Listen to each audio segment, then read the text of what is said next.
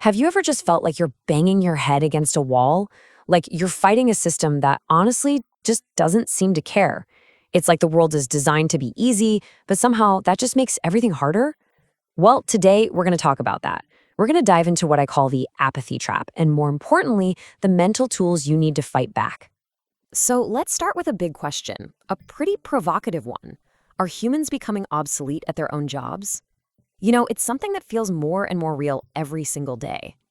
And for me, this whole rabbit hole started with something really small, a $1 package. But what it revealed was a much, much bigger problem. And our story kicks off with a place we've all been, a classic source of modern frustration, customer service. In this case, it was the Swiss Post. Okay, so just picture this. I'm on a pay phone line, right? For 45 straight minutes, all I hear is that same message, on a loop. Our staff is busy. And then after all that time, the line just goes dead. All of this just to find a package worth a single dollar. This isn't just inefficient. It's like the system is actively trying to make you give up. Now, here's where it got really interesting. When I finally got to talk to a human employee, he gave me complete nonsense answers. He had no idea where the package was. But then, just to see what would happen, I asked ChatGPT the exact same question. And boom. Instantly, it understood what I wanted and gave me the right information. Think about that. The AI was genuinely more helpful than the person whose literal job it was to help me. But here's the thing. It wasn't just about incompetence. I could see it in his eyes. He just didn't care at all. His only motivation, his only goal was to get through the day so he could go home and just switch on the TV. It was this profound, deep lack of interest in his own job. And you know what? This problem goes way beyond the workplace. It's about a personal choice, a choice that a lot of us are making every single day, the choice to pick easy gratification over doing something that's actually meaningful. So take my neighbor, for example. Her cat was causing some issues on my balcony. So I went to her and said, hey, let's go find a solution together. I'll help you buy it. I'll help you install it. Her response? Oh, I'm just too busy. But then, when I went to install the device myself, a device I also paid for, by the way, I could see her through the window, spending her whole busy weekend just watching TV all day. She literally preferred to sit there and passively watch a screen than solve a simple problem. This pull towards the easiest possible reward, it's perfectly shown in this famous, kind of scary experiment. Scientists gave a rat, we'll call him Benny, a button. And whenever Benny pressed that button, a little jolt of pleasure chemicals would get released directly into his brain. And the results, they were chilling. Once Benny figured out how the button worked, he did absolutely nothing else. He completely ignored his food, he ignored potential mates, he just kept pressing that button over and over and over until he died. He chose an instant, effortless hit of pleasure over his own survival. And this, of course, brings us to the big question for all of us. When you think about the endless scroll on social media, the shorts, the reels, all of it designed by geniuses to be addictive, do we have Benny's button right there in our pockets? Okay, so if the world is constantly pushing us towards this state of apathy and easy gratification, what's the antidote, right? How do we actually fight back? For me, the answer is in developing a different kind of mindset, a mindset I learned from playing poker. The antidote is something I call meaningful difficulty. It's about intentionally, deliberately choosing activities that are hard, things that challenge you, that even frustrate you. But at the end of the day, they give you this deep, real sense of accomplishment. So why poker? Well, because it's the total opposite of that dead-end post office job. Think of it like a gym for your mind. It trains you in thinking about probabilities. It forces you to control your emotions under pressure. And it teaches you how to make the best possible decision when you don't have all the information. Let's be honest, you don't feel a real sense of achievement if something is just handed to you. The difficulty is what gives the success its meaning. It builds that mental muscle. And practicing this mindset helps you build an absolutely crucial life skill. The ability to handle a world that is, let's face it, fundamentally and often frustratingly unfair. So check out this hand, for example. I had a pair of sixes and my opponent had a pair of jacks. Now, mathematically, I only had about a 20% chance to win that hand. The odds were seriously stacked against me. And yet, a 6 came on the flop and I won. That's randomness for you. It doesn't care about what should happen. we have this idea that randomness should look all nice and balanced, but it almost never does, you know? If you actually flip a coin 100 times, you're gonna see weird streaks, a bunch of tails in a row, then a long run of heads. These streaks can feel really unfair, like the universe is out to get you, but they're just a totally natural part of how life and chance work. The key is to not let them break you. And that feeling of this is so unfair, it is wired deep inside us. There's this incredible experiment where two monkeys are in cages right next to each other. One monkey gets a delicious sweet grape as a reward for a task. The other one, he gets a boring old piece of cucumber. And the monkey with the cucumber gets absolutely furious. He understands he's getting a raw deal, and he throws the cucumber back at the scientist. This sense of fairness isn't just some human idea, it's primal. So, knowing all this, knowing that the world pushes us toward apathy, that our brains are wired for easy gratification, and that life itself is inherently unfair, what are we supposed to do? Well, it all comes down to a choice. At the end of the day, we're all faced with two paths. On one side, you've got the easy road, the apathy, the instant gratification, the endless TV. It feels good right now, but it leads to weakness, to feeling empty. And on the other side, you've got the meaningful struggle, engagement, delayed rewards, actually learning something. It's harder in the moment, for sure, but it's what builds mental fortitude and leads to real fulfillment. And here is the most important distinction of all. We are not Benny the Rat, just mindlessly pressing a button until we expire. And we are not the monkey, throwing our cucumbers back in a fit of rage. We have the intelligence to choose our game. The poker mindset teaches us to respond, not with raw emotion, but with strategy and with character. It teaches us to make the best possible move we can, even when we're dealt a bad hand. So ultimately, every single day presents us with this choice. The path of least resistance, the phone, the TV, the apathy, it's always there, it's always calling to you. The only question is, what will your response be? Welcome to the Deep Dive. Today is Thursday, March 5th, 2026, and we have a spectacularly unusual stack of source material to get through today. Yeah, it really is. It's not our usual fare. No, not at all. We aren't looking at some polished, peer-reviewed academic paper today, and we aren't pulling from a meticulously edited, best-selling book either. Right, which makes it kind of exciting. Exactly. The source material sitting in front of us is a raw, completely unedited transcript of a conversation. It's a recorded session between two highly specialized minds. And the contrast between these two is just fantastic. It really is. On one side, we have this French-speaking philosopher and author. He's someone who spends his life writing these massive, extensive treatises on Stoicism. Titles like The Way of the Stoic Diamond and Samurai Stoic. Very high-level theoretical stuff. Right. And on the other side of this conversation is his poker teacher, a coach named Norman. And Norman's entire professional existence revolves around managing risk, probability, variance, and just the brutal realities of high-stakes decision-making. It's the perfect clash of worlds. That contrast is exactly what makes this transcript so compelling. Yeah. You've got a philosopher actively trying to drag ancient theoretical wisdom out of the library and, well, apply it to modern systemic frustrations. Putting it to the test. Exactly. And then you have his coach, whose laboratory is essentially the felt of a poker table. What we find in this material is that the poker table serves as this remarkably accurate microcosm for massive human behaviors. It strips away all the noise. It does. It forces a confrontation with how we handle fundamental unfairness, cognitive bias, and as we'll get into, even our modern addiction to digital screens. Which is why I need to clarify right now, the mission of this deep dive isn't to teach you the mechanics of a card game.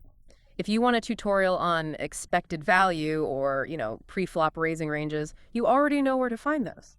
Yeah, there are plenty of resources for that. That's not what this is. Our mission today is to explore the precise intersection of high-stakes poker math, ancient Stoic philosophy, and the mundane, everyday, grinded-out frustrations of the modern world that you and I experience every single day.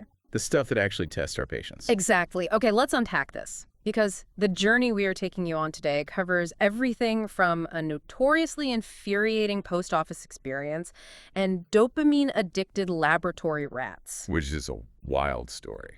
It is to the deep, almost existential psychological weight of flipping a simple coin. Because the grand philosophies of life, the ones debated by Marcus Aurelius or Seneca, they are rarely tested in gladiator arenas anymore. Right, the arena has changed. They're tested in the most banal environments imaginable.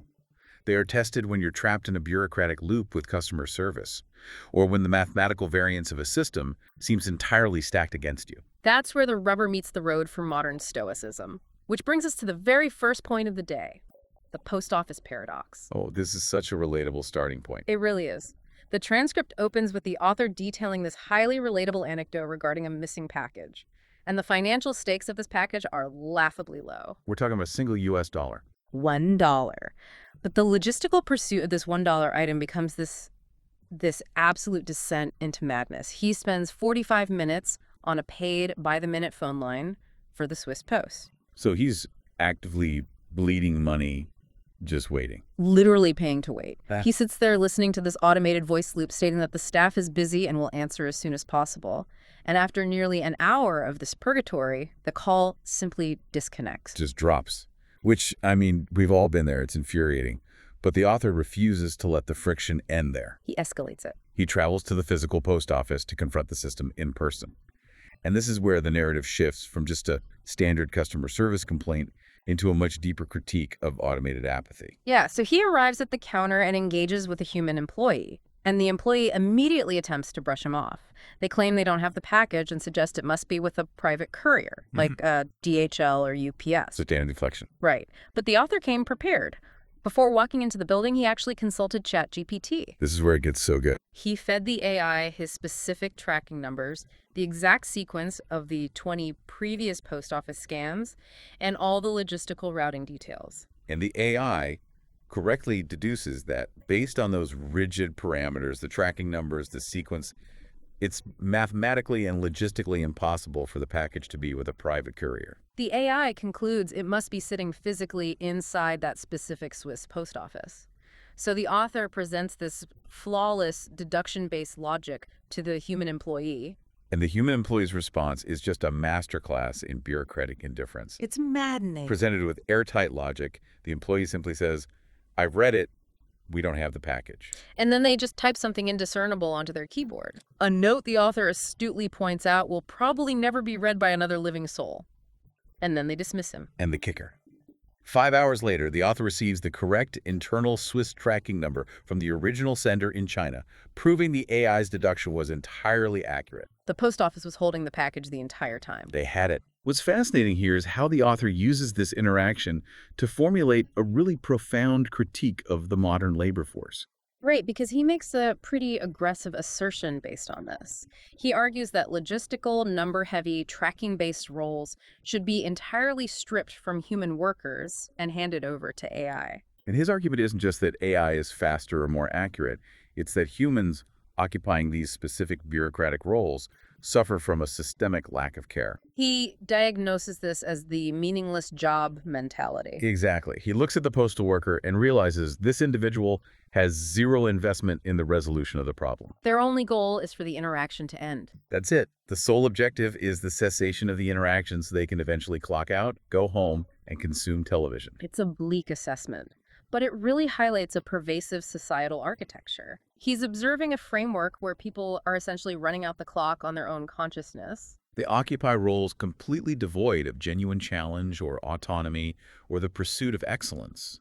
The ultimate reward of their labor is just the end of the labor itself. When the primary objective of your waking life is to survive the shift so you can anesthetize yourself in front of a screen, well, the complex tracking issue of a stranger's $1 package becomes an intolerable intrusion. It's the absolute automation of apathy. And he reinforces this with another story. This one is from his immediate surroundings, focusing on his neighbor's cat. Oh, the balcony story. Yes. So the cat has established this habit of using the author's balcony as a litter box. To resolve this, the author approaches his neighbor with a highly proactive, collaborative proposition. He's trying to be a good neighbor. Right. He suggests they travel to the hardware store together, pick out a physical barrier for the adjoining balconies, and install it. Just permanently solve the issue. It's a textbook attempt at constructive, real-world problem-solving between members of a shared community. And the neighbor's response is an immediate refusal. She claims she is too busy. So the author, trying to eliminate friction, offers to execute the plan on the weekend when she's free from professional obligations. And she reiterates her refusal, again claiming she's too busy to participate. So the author eventually just assumes the entirety of the burden. He travels to the store on a Saturday, buys the barrier with his own money, and installs it himself, mainly to preempt any complaints she might have about the aesthetics. But while he's performing this labor, he observes how she's actually spending her profoundly busy time. She is sitting inside her apartment for the duration of the entire day, passively watching television. Her definition of being occupied is the deliberate avoidance of action. Yes, she's fiercely guarding her right to do absolutely nothing while someone else absorbs the cognitive and physical load of solving a mutual problem. And the author extrapolates this behavior. He notes that for the vast majority of people he encounters, the absolute pinnacle of human desire is simply to consume passive entertainment. It supersedes community engagement. It supersedes maintaining their personal environment.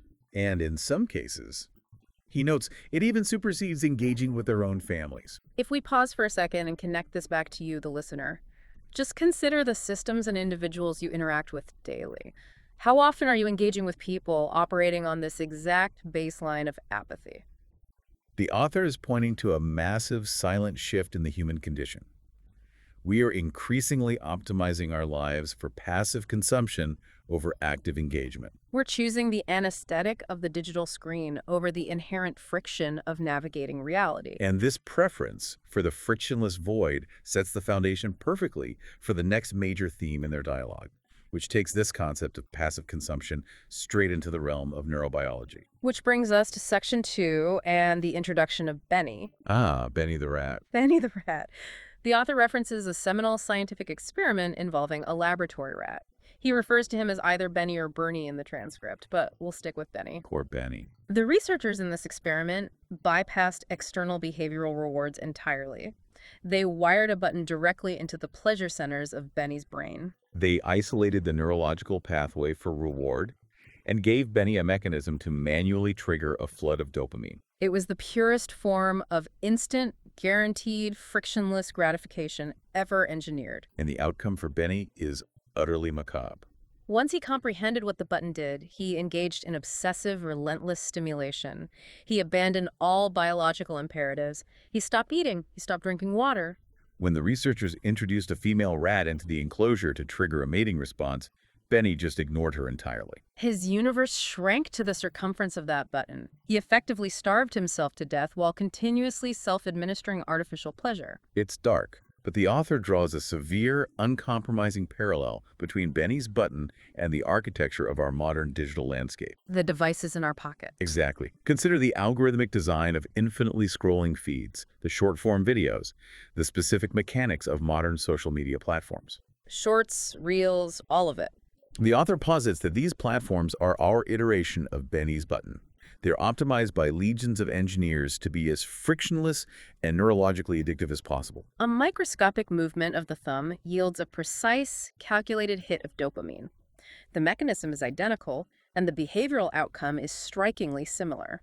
The author observes humans neglecting their physical health, their interpersonal relationships, their professional ambitions, all in favor of the continuous digital feed. And he notes that if you sever an individual's connection to their device, the immediate reaction is profound discomfort.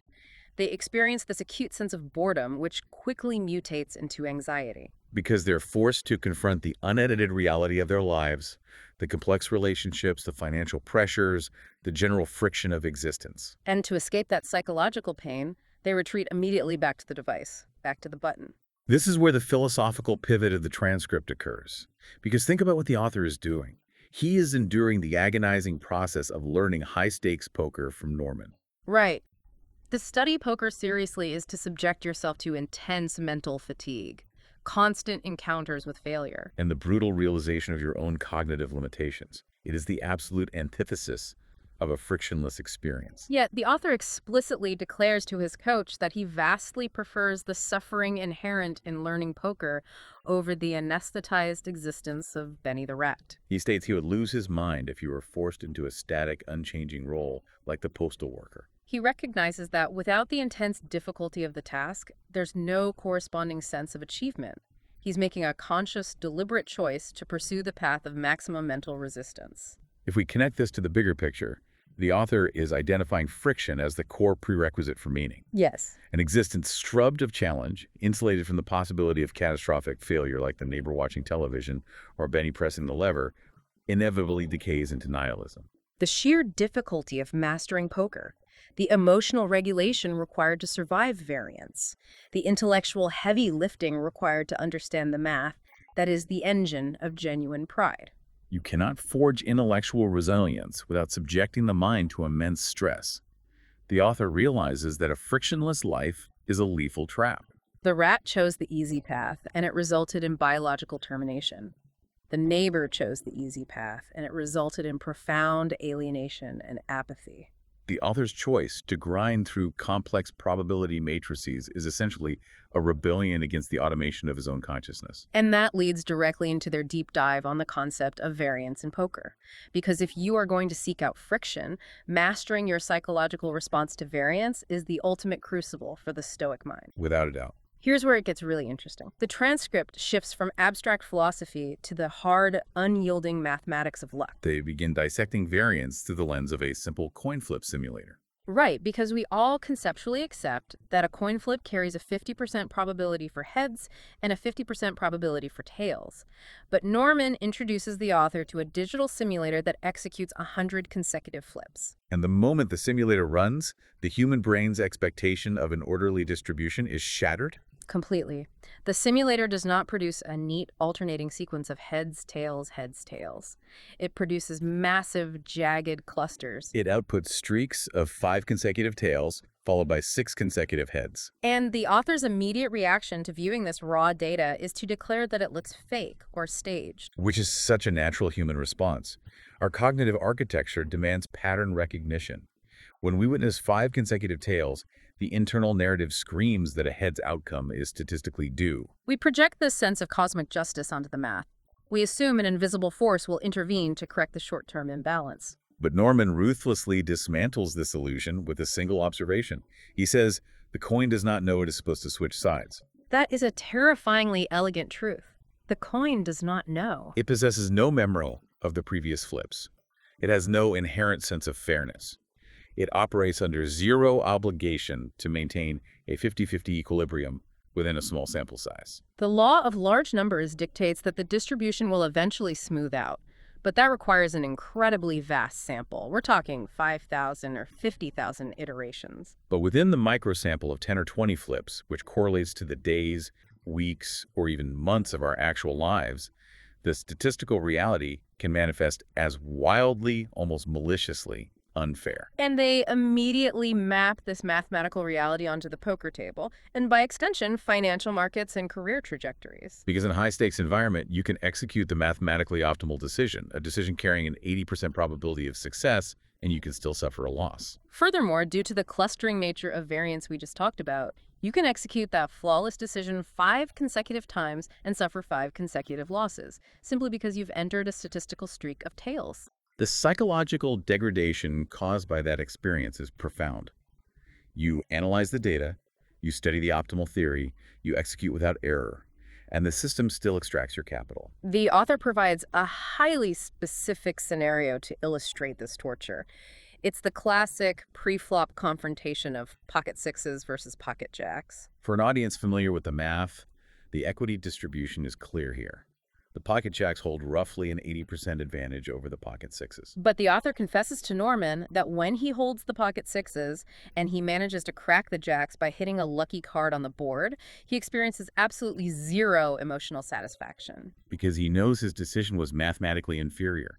His victory is merely a statistical anomaly. He tells Norman the win provides no joy because his analytical mind knows the luck will inevitably vanish. Norman, however, provides a cognitive reframe here that completely alters the philosophical landscape of the game. This blew my mind a little bit. Right. He points out a structural reality of poker payouts.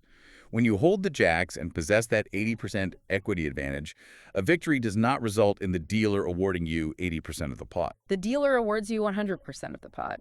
There is no proportional distribution based on mathematical entitlement. Precisely. So, when you win with the 80% advantage, you are effectively capturing 20% more capital than your raw equity dictated you deserved. So Norman's framework suggests that every single time the jacks hold up and win, you are quietly banking a 20% bonus from the universe. You are hoarding unearned equity. Therefore, over a long timeline, your ledger is artificially inflated by these constant 20% overpayments. So when the variance simulator eventually clusters against you, when your jacks are inevitably cracked by a mathematically inferior hand like sixes, it is not an act of cosmic cruelty. It's simply the universe balancing the ledger. It is the system clawing back the accumulated bonuses you were never mathematically entitled to in the first place. Internalizing that framework neutralizes the victim mentality entirely. You cease viewing a bad beat as a personal attack and recognize it as a standard accounting adjustment within a closed mathematical system. However, internalizing that logic is incredibly difficult due to the psychological phenomenon they discuss next: loss aversion. Yes, the author rightly identifies loss aversion as the primary barrier to Stoic play. The human psyche does not weigh gains and losses equally. Empirical psychology demonstrates that the psychological trauma of losing a specific amount of capital is roughly twice as intense as the psychological pleasure of gaining that exact same amount. So if a player wins a buy-in and subsequently loses a buy-in, their net financial change is exactly zero, but their emotional state is deeply negative. Because the pain of the loss dramatically outpaces the joy of the win. For you listening, consider how loss aversion dictates your own strategic maneuvering in life. Does the disproportionate fear of loss prevent you from liquidating a failing asset? Does the dread of rejection outweigh the potential upside of an ambitious career move? This biological bias makes enduring the brutal variance of the coin flips almost unbearable because our internal accounting software is fundamentally flawed. And that flawed internal accounting is deeply tied to our innate, almost desperate demand for the universe to be fair, which transitions the transcript into one of its most complex philosophical territories: the construct of fairness itself. To dissect the concept of fairness, the author brings up a landmark behavioral study involving capuchin monkeys. The researchers placed two monkeys in adjacent enclosures, separated by transparent barriers allowing full visual access to one another. And the experiment involved training the monkeys to perform a basic token exchange task, handing a rock to the researcher in exchange for a reward. It's a controlled environment designed to test the perception of unequal compensation for equal labor. So the baseline is established with the first monkey. The monkey performs the token exchange and is rewarded with a high-value item, a sweet grape. The monkey is highly satisfied. Then the researcher approaches the second monkey, asks for the exact same token exchange, but rewards the second monkey with a low-value item, a slice of bland cucumber. And the reaction of the second monkey is the crux of the study. The monkey perceives the disparity instantly. He examines the cucumber, looks at his neighbor consuming the grape, and exhibits aggressive, retaliatory behavior. He hurls the cucumber back at the researcher, rattles the enclosure, and displays visible outrage. The monkey possesses an acute, actionable understanding of systemic disparity. He fundamentally comprehends that the economy of the cage is rigged. This raises an important question, and it prompts a crucial debate between the author and his coach. Are we, as biological organisms, fundamentally hardwired to demand fairness? Is justice a biological imperative embedded in our DNA, or is it merely a sophisticated social construct we engineered to prevent societal collapse? The author firmly argues for biological hardwiring, citing the Capuchin response. He further illustrates this with the hierarchical structure of wolf packs. When a pack secures a kill, the alpha consumes the highest value organs first. The subordinate wolves, regardless of their caloric expenditure during the hunt, must wait. Yet they accept this unequal distribution. They possess an innate understanding of their specific placement within that localized system of justice. The unfairness is biologically recognized and integrated as the natural order. But then the conversation pivots to examine the extreme cultural relativity of what constitutes fairness among humans. They analyze historical and geopolitical frameworks to demonstrate how the definition of justice is entirely mutable. They bring up the societal architecture of North Korea. Within that regime, the Western concept of individual romantic love is systematically dismantled. The populace is conditioned from birth to direct all primary devotion and love toward the state apparatus and the supreme leader. To a mind conditioned by Western liberalism, that psychological monopoly is a profound, almost unimaginable injustice. But within the isolated parameters of that specific society, it functions as the accepted, taught reality of how the world is ordered. They push the historical lens even further back, examining the pre-Columbian Inca Empire. The Incas institutionalized human sacrifice, utilizing it as a tool for religious appeasement and social control. To the modern observer, this is the ultimate violation of human rights. Yet within the theological and social framework of the Incas, it was perceived as a necessary, deeply just mechanism for ensuring the continuation of the cosmos. It forces a severe cognitive dissonance. It suggests that the universal justice we hold so sacred might simply be the localized rule set of the specific temporal and geographic game we happen to be occupying. So if fairness is a moving target, or perhaps merely a localized illusion, how does the Stoic operate when the system delivers a cucumber instead of a grape? This is where Norman, the poker coach, provides the ultimate Stoic synthesis. He acknowledges that the feeling of outrage, the biological spike of anger the monkey experiences, is likely inevitable. But the reaction to that biological spike is entirely subject to executive control. He poses a brilliant hypothetical. Assume you are the monkey who is permanently assigned to the cucumber condition. Assume you were born into a structural disadvantage, or you face chronic bad luck. Assume the variance simulator is permanently clustered against you. Yes. If you yield to the biological outrage, if you hurl the cucumber out of the cage and engage in a hunger strike, who absorbs the damage? The researchers are indifferent. The universe is indifferent. The only entity suffering from the protest is the monkey. The Stoic methodology does not require you to hallucinate that the cucumber is a grape. It demands that you accept the unalterable parameters of the game you are trapped in. You accept that variance is heavily skewed. You consume the cucumber to maintain your physical and mental stamina, and you navigate the rigged system without allowing the external unfairness to corrupt your internal dignity. You do not allow the rigged game to break your character. Which transitions us perfectly into Section 5. This deals extensively with the Stoic categorization of externals. We are looking at the management of health, capital, and the inevitable process of aging variables that remain outside our absolute sovereignty. The dialogue regarding capital is particularly sharp here. Norman casually remarks that if the author were to secure millions of dollars in tournament winnings, it would constitute a good year. It's the standard, unquestioned assumption of modern capitalism. Maximum capital accumulation equates to maximum life satisfaction. But the author violently rejects this premise. He argues that acquiring $5 or $10 million is functionally irrelevant if the surrounding infrastructure of your life is collapsing. He interrogates the value of that capital if your biological health is rapidly deteriorating, or if your domestic life is a theater of misery, or if your interpersonal relationships are severed. Furthermore, he points out the fragility of the capital itself. A sudden geopolitical shift or a revision in tax code could instantly evaporate half of that accumulated wealth. He is exposing the profound risk of anchoring your psychological stability to a variable you do not control. He's pointing out that wealth is a preferred indifferent in Stoic terms. It's nice to have, but fundamentally disconnected from true virtue or happiness. And he extends this ruthless logic directly to the biological body, using stark observations from his own social circle. He introduces the example of an acquaintance named Marion. He notes that Marion's identity and social capital were previously entirely dependent on her extraordinary youth and physical beauty. But biological decay is a mathematical certainty. The author observes that all of that physical currency has vanished, leaving behind only archival photographs as proof it ever existed.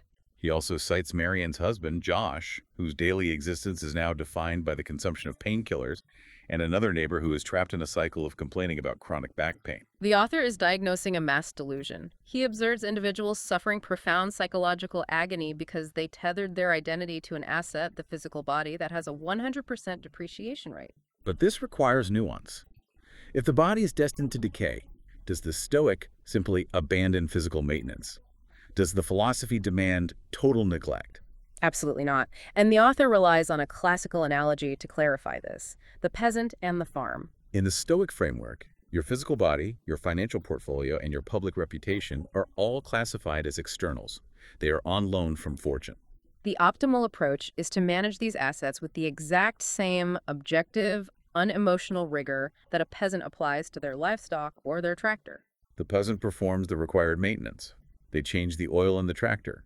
The author mentions his own rigorous regimen, fasting for 14 hours a day to optimize his biological machinery. But the critical distinction is emotional attachment. Exactly. The peasant does not derive their core spiritual worth from the operational status of the tractor. The peasant accepts the reality that the metal will eventually fatigue, the engine will eventually seize, and the machine will be sold for scrap. You operate as the chief executive of the assets fortune has temporarily assigned to you. You optimize your diet, you allocate your capital intelligently, but you fiercely refuse to confuse those external assets with your true self. If your internal peace is contingent upon a pain-free lumbar spine or a specific net worth, you are essentially shorting your own happiness because those markets will eventually crash. Okay, let's take these massive theoretical frameworks and subject them to a stress test on the felt. Section 6 translates these philosophies directly into high-level poker hand analysis. This is where the transcript reveals how rapidly intellectual stoicism collapses under the pressure of real-time financial risk. The first hand they deconstruct perfectly exposes the psychological leak of avoiding a slow bleed. The scenario is a tournament setting. The author is sitting on a stack of 26 big blinds. He is dealt ace-jack suited. It's a highly playable holding, but it is not a premium monster. The author confesses his immediate overwhelming impulse is to execute a massive overbet, either a highly non-standard 11x raise or an outright open shove all in. From a theoretical standpoint, with 26 big blinds, that sizing is a massive punt. Norman forces the author to forensically examine the psychology behind that impulse. And the author is remarkably transparent. He admits he is terrified of the friction inherent in playing a post-flop pot. If he uses a standard raise size and faces resistance and is forced to fold, his stack will diminish to roughly 16 big blinds. And operating a 16 big blind stack is the definition of psychological torture in a tournament. It's a state of constant vulnerability. You are stripped of your maneuverability. You're forced to patiently wait for optimal mathematical spots while the blinds slowly erode your remaining capital. The author refers to it as a long, extended death. He is attempting to use aggression as an anxiety relief mechanism. He is willing to intentionally execute a mathematically disastrous play right now, risking his entire tournament life simply to guarantee he won't have to experience the discomfort of playing the short stack later. He wants a binary outcome, double up or go home, just so he can escape the cognitive load of uncertainty. Norman immediately patches this leak. He diagnoses the behavior as a failure of stoic endurance. Norman mandates that the author must build the psychological stamina to survive the slow bleed. You cannot set the farm on fire simply because you're tired of patching the roof. You will inevitably be required to risk your tournament life, but that risk must be dictated by the mathematical expected value of the hand, never by your desperate need to relieve internal anxiety. The second hand they analyze deals with the catastrophic consequences of tunnel vision. The author is involved in a massive pot. He reaches the river and has successfully completed his draw. He holds a flush. Specifically, his highest flush card is a king. He is flooded with the relief of hitting his hand, and he calculates his odds of winning or splitting the pot at roughly 1.11 to 1. But his calculation is fatally flawed because the relief of hitting the flush induced a state of cognitive blindness. He ceased analyzing the board texture. He completely failed to range his opponent. He forgot the fundamental mechanics of hand rankings, that when both players hold a flush, the winner is determined by the highest card in the sequence. He assumed a split or a win, completely ignoring the highly probable scenario that his opponent was holding the ace of that suit. He was entirely focused on his own internal narrative, I made my flush, that he failed to read the fine print of the external reality. He was drawing dead, but he was betting as if he held the nuts. It is the ultimate manifestation of confirmation bias under pressure. The brain highlights the data that supports our desired outcome and aggressively filters out the data that suggests destruction. Finally, Norman introduces a high-level strategic concept that requires total mastery over the ego, the art of the microbluff. In a highly specific board texture where both players have demonstrated capped ranges or extreme weakness, Norman suggests an incredibly unorthodox line. He advises the author to risk a mere 1 or 2 big blinds to attack a pot of 7 big blinds. The sizing looks absurd to a recreational player. The required capital investment is minimal, but the psychological investment is immense. To execute this micro-bluff, you must detach entirely from the fear of looking foolish. If you bet 1 big blind into a pot of 7 and your opponent calls you with a marginal holding, your sizing looks incompetent. But mathematically, if you recognize that your opponent is operating with the apathy of the post office worker, If they simply want the hand to be over and will fold out of sheer disinterest, the risk-to-reward ratio is astronomical. You are risking a fraction of a seed to steal the harvest, but you must be willing to sacrifice the seed without a millimeter of emotional turbulence. So what does this all mean for you listening? It is a stark warning that in complex systems, whether it's navigating a career path, managing a portfolio, or playing high-stakes poker, failing to rigorously analyze the external data, failing to look for the opponent's ace, will result in liquidation. And more crucially, allowing the dread of a slow bleed to dictate your actions will force you into self-destructive gambles. You have to build the calluses required to endure the grind. Which leads us into Section 7, the final and perhaps most illuminating portion of the transcript. Because throughout this analysis, we've focused on the author's psychological leaks. But in the final moments of the recording, the analytical lens suddenly pivots onto Norman, the Stoic teacher himself. As they are concluding the session, the author detects a shift in Norman's vocal tone. The coach sounds clipped. He sounds irritable. He is clearly exhibiting signs of cognitive depletion. The external variables are bleeding into his performance. He might be experiencing a caloric deficit, he might be operating on insufficient sleep, or he might simply be exhausted from the immense friction of the Socratic dialogue. The theoretical framework is suddenly live. How does the master handle the degradation of his own emotional baseline? Does he default to the apathy of the neighbor? Does he hurl a metaphorical cucumber? He executes a flawless maneuver of self-awareness. Norman doesn't attempt to obfuscate his state. He states plainly on the recording, "I guess I just don't have the best control over how I feel today. There's an external reason for it. I guess you could say I'm maybe a bit hungry or a bit tired." But the crucial moment happens immediately after the admission. He applies the philosophy in real time, stating, "It's all really in my control. Even if I am hungry, then I should still be able to keep my composure." He isolates the biological signal, the hunger, the fatigue, and strips it of its authority. He acknowledges the presence of the feeling, but firmly denies it the jurisdiction to dictate his behavior. The author notes how incredibly rare this level of transparency is. He contrasts Norman's real-time accountability with the behavior of his social circle, specifically Marion. The author observes that the standard human protocol is to relentlessly lie about our internal state. We pretend we are operating at baseline while we are internally fracturing, or we attempt to chemically suppress the bad mood, which inevitably turns us into toxic liabilities for everyone around us. Taking absolute ownership of your compromised state is a profound display of power, and this relentless demand for accountability is directly reflected in Norman's pedagogical architecture. The author notes that Norman utilizes the Socratic method for his coaching. He refuses to deliver passive lectures. A lecture allows the student to slip into the frictionless consumption mode of Benny the Rat. Instead, Norman relentlessly interrogates the author. He forces the author to verbally calculate the exact pot odds, to explicitly state his assumptions, and to logically construct the solution from scratch. The Socratic method is the deliberate injection of intense cognitive friction. It is agonizing for the student, and it requires a massive expenditure of energy from the teacher. The author points out that the vast majority of his peers would outright refuse free coaching from Norman, simply because the mental caloric burn required to survive the Socratic interrogation is too painful. They harbor a deep preference for comfortable ignorance over the brutal friction of genuine skill acquisition. The ultimate synthesis of this entire raw transcript is the concept of recognizing the emotional baseline. It is the profound realization that on any given Tuesday, you might find yourself as the monkey holding the cucumber. You will experience the biological outrage of a rigged variance simulator. You will be exhausted, you will be on hold with an apathetic bureaucracy, and your pocket kings will run directly into pocket aces. But the superpower lies in creating a millimeter of space between the event and your reaction.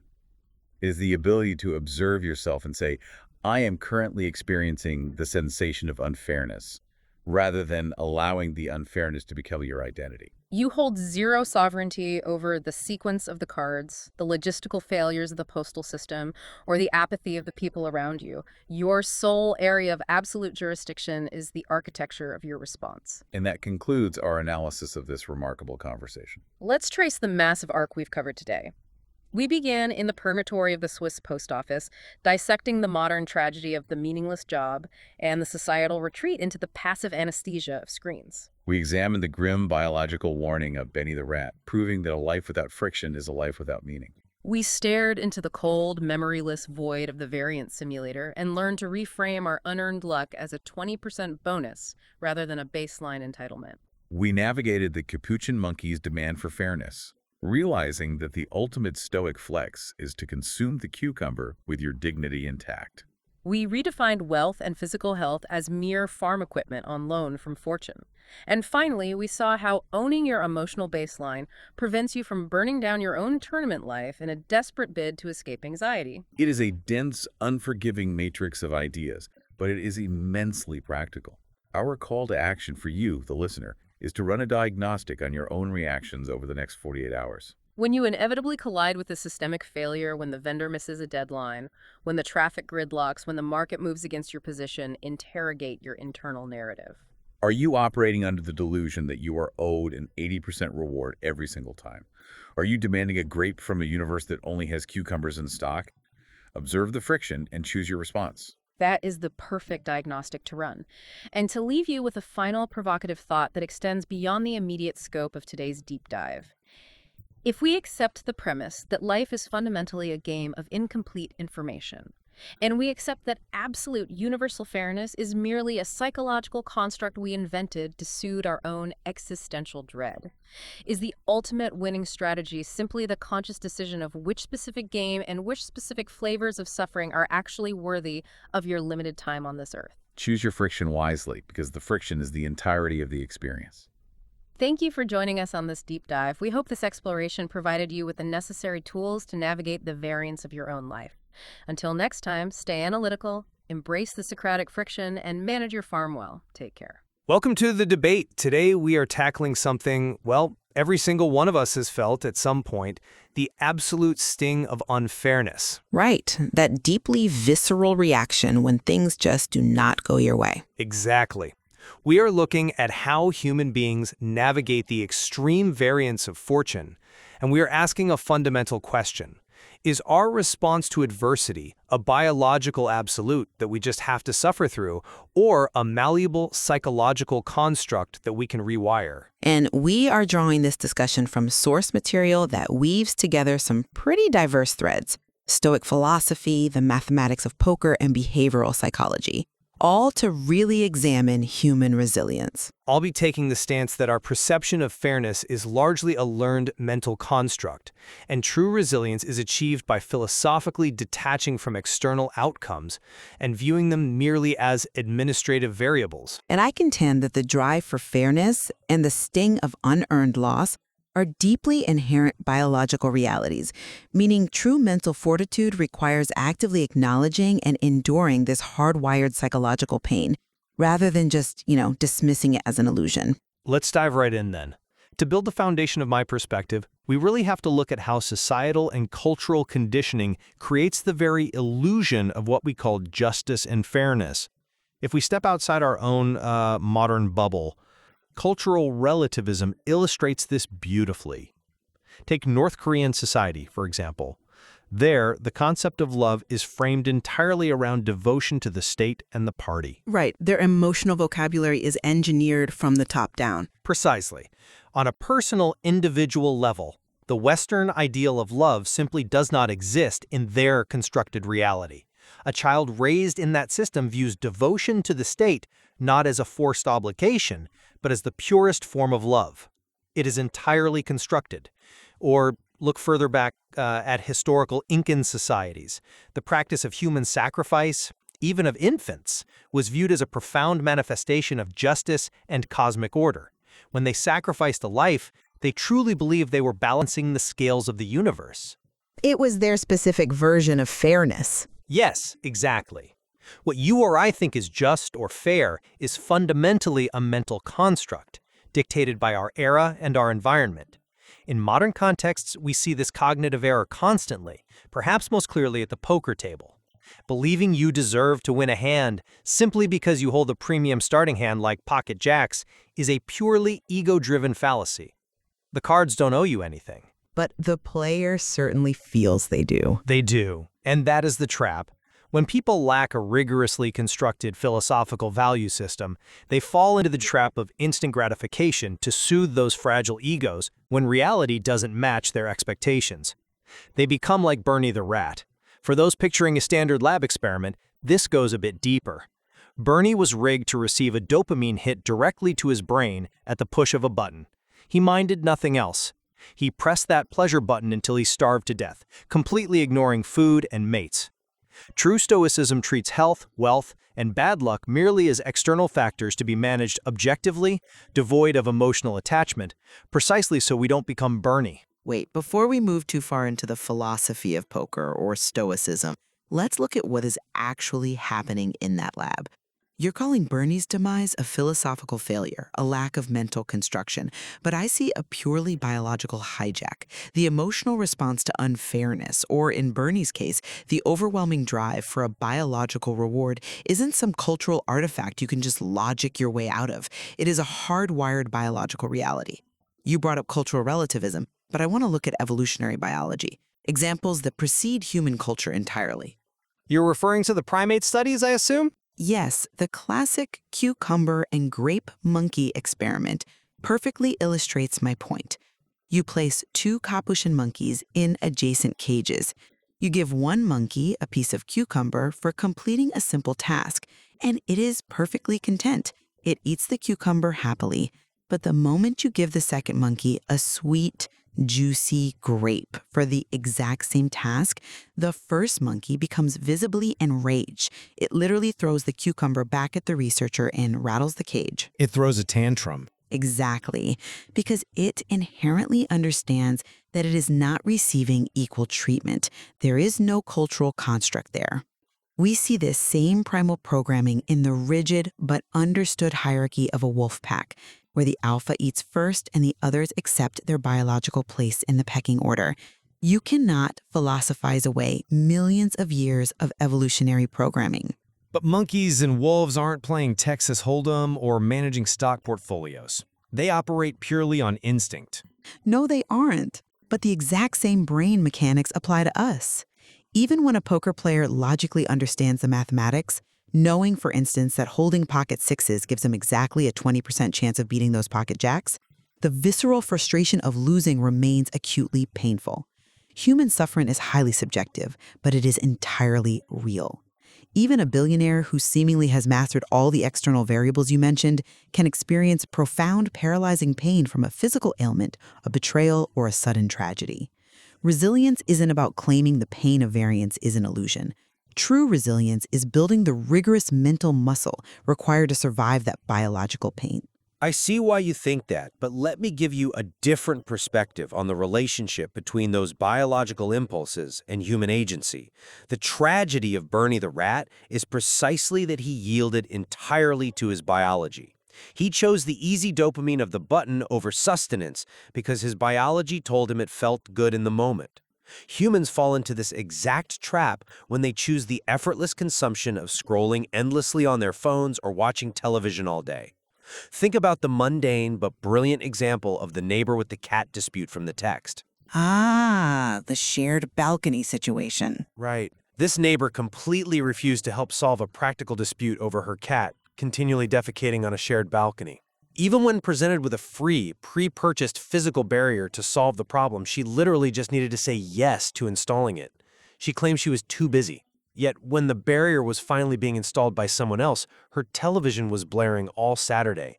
She simply preferred the effortless dopamine of the screen to the effort of managing her own life. Well, Choosing a difficult path, whether that is meticulously analyzing complex poker probabilities or enduring the sheer frustration of a 45-minute hold time with the Swiss Post, is an intentional, philosophical rejection of the destructive easy road. We are not rats, and we are not monkeys throwing cucumbers. We have the capacity to recognize when we are being sedated and choose the virtue of difficulty instead. That is a compelling argument, but have you considered the profound exhaustion of that constant rejection? I acknowledge the danger of the pleasure button in our modern pockets, but there is a critical psychological concept we need to address here: learned helplessness. The struggle isn't simply a matter of choosing to reject a mental construct. It is an exhausting, ongoing biological battle against our inherent drive for comfort. An exhausting battle, sure, but a necessary one if we want to live intentionally. But look at the toll it takes. Humans, unlike Bernie the rat, suffer from something far worse than blind addiction. We have sobering moments of deep self-awareness. A heavy drinker, even in the depths of their consumption, eventually has moments where they look around and recognize their life is deteriorating. The pleasure becomes tainted by the reality of the destruction. Psychiatrists note that depression is often rooted in this learned helplessness, where an individual feels that no matter what difficult path they take, their actions will have no positive impact on their external circumstances. They feel entirely trapped. And my argument is that the feeling of being trapped is self-imposed by a faulty worldview. But when someone is trapped in that state of depression or helplessness, telling them their feelings of unfairness are just an ego-driven fallacy is incredibly dismissive. The drive toward comfort, the despair when actions don't yield fair results, that is biological gravity. Resisting it requires tremendous active endurance, not just a simple shift in a philosophical framework. That is an interesting point, though I would frame it differently. The reason people develop that learned helplessness in the first place is precisely because their philosophical framework is flawed from the outset. They expect the universe to distribute outcomes fairly, which is a mathematical absurdity. When the universe inevitably fails to deliver, they feel helpless. Let's use that poker variance as a perfect microcosm for life's supposed unfairness. Let's really break down the math of that entitlement. You mean the 80-20 setup? Exactly. When a player enters a pot as an 80% favorite, holding those pocket jacks, against an opponent's pocket sixes, they feel they deserve to win the whole thing. And when the cards are dealt and the jacks hold up, the player collects 100% of the chips. Statistically speaking, they only deserved 80% of that pot. The universe has effectively overpaid them by 20%. And nobody complains about being overpaid. Never. We gladly silently accept this overpayment without a single complaint about fairness. We think it's just our rightful due for playing well. Yet, when that 20% probability inevitably favors the underdog and the pocket sixes win, we suddenly feel cheated. We act as though a cosmic injustice has occurred. This selective outrage proves that fairness is an ego-driven fallacy. But the outrage doesn't stem from a mathematical calculation. It stems from the expectation of a reward for correct behavior. But if we truly cared about objective fairness, we would be equally upset when we won 100% of a pot we only had an 80% claim to. We would be handing 20% of our winnings back to the opponent to balance the scales. Recognizing this mathematical reality frees you from the emotional roller coaster. It neutralizes the pain of the bad beat because you realize there was no injustice, just probability playing out over time. I'm sorry, but I just don't buy that.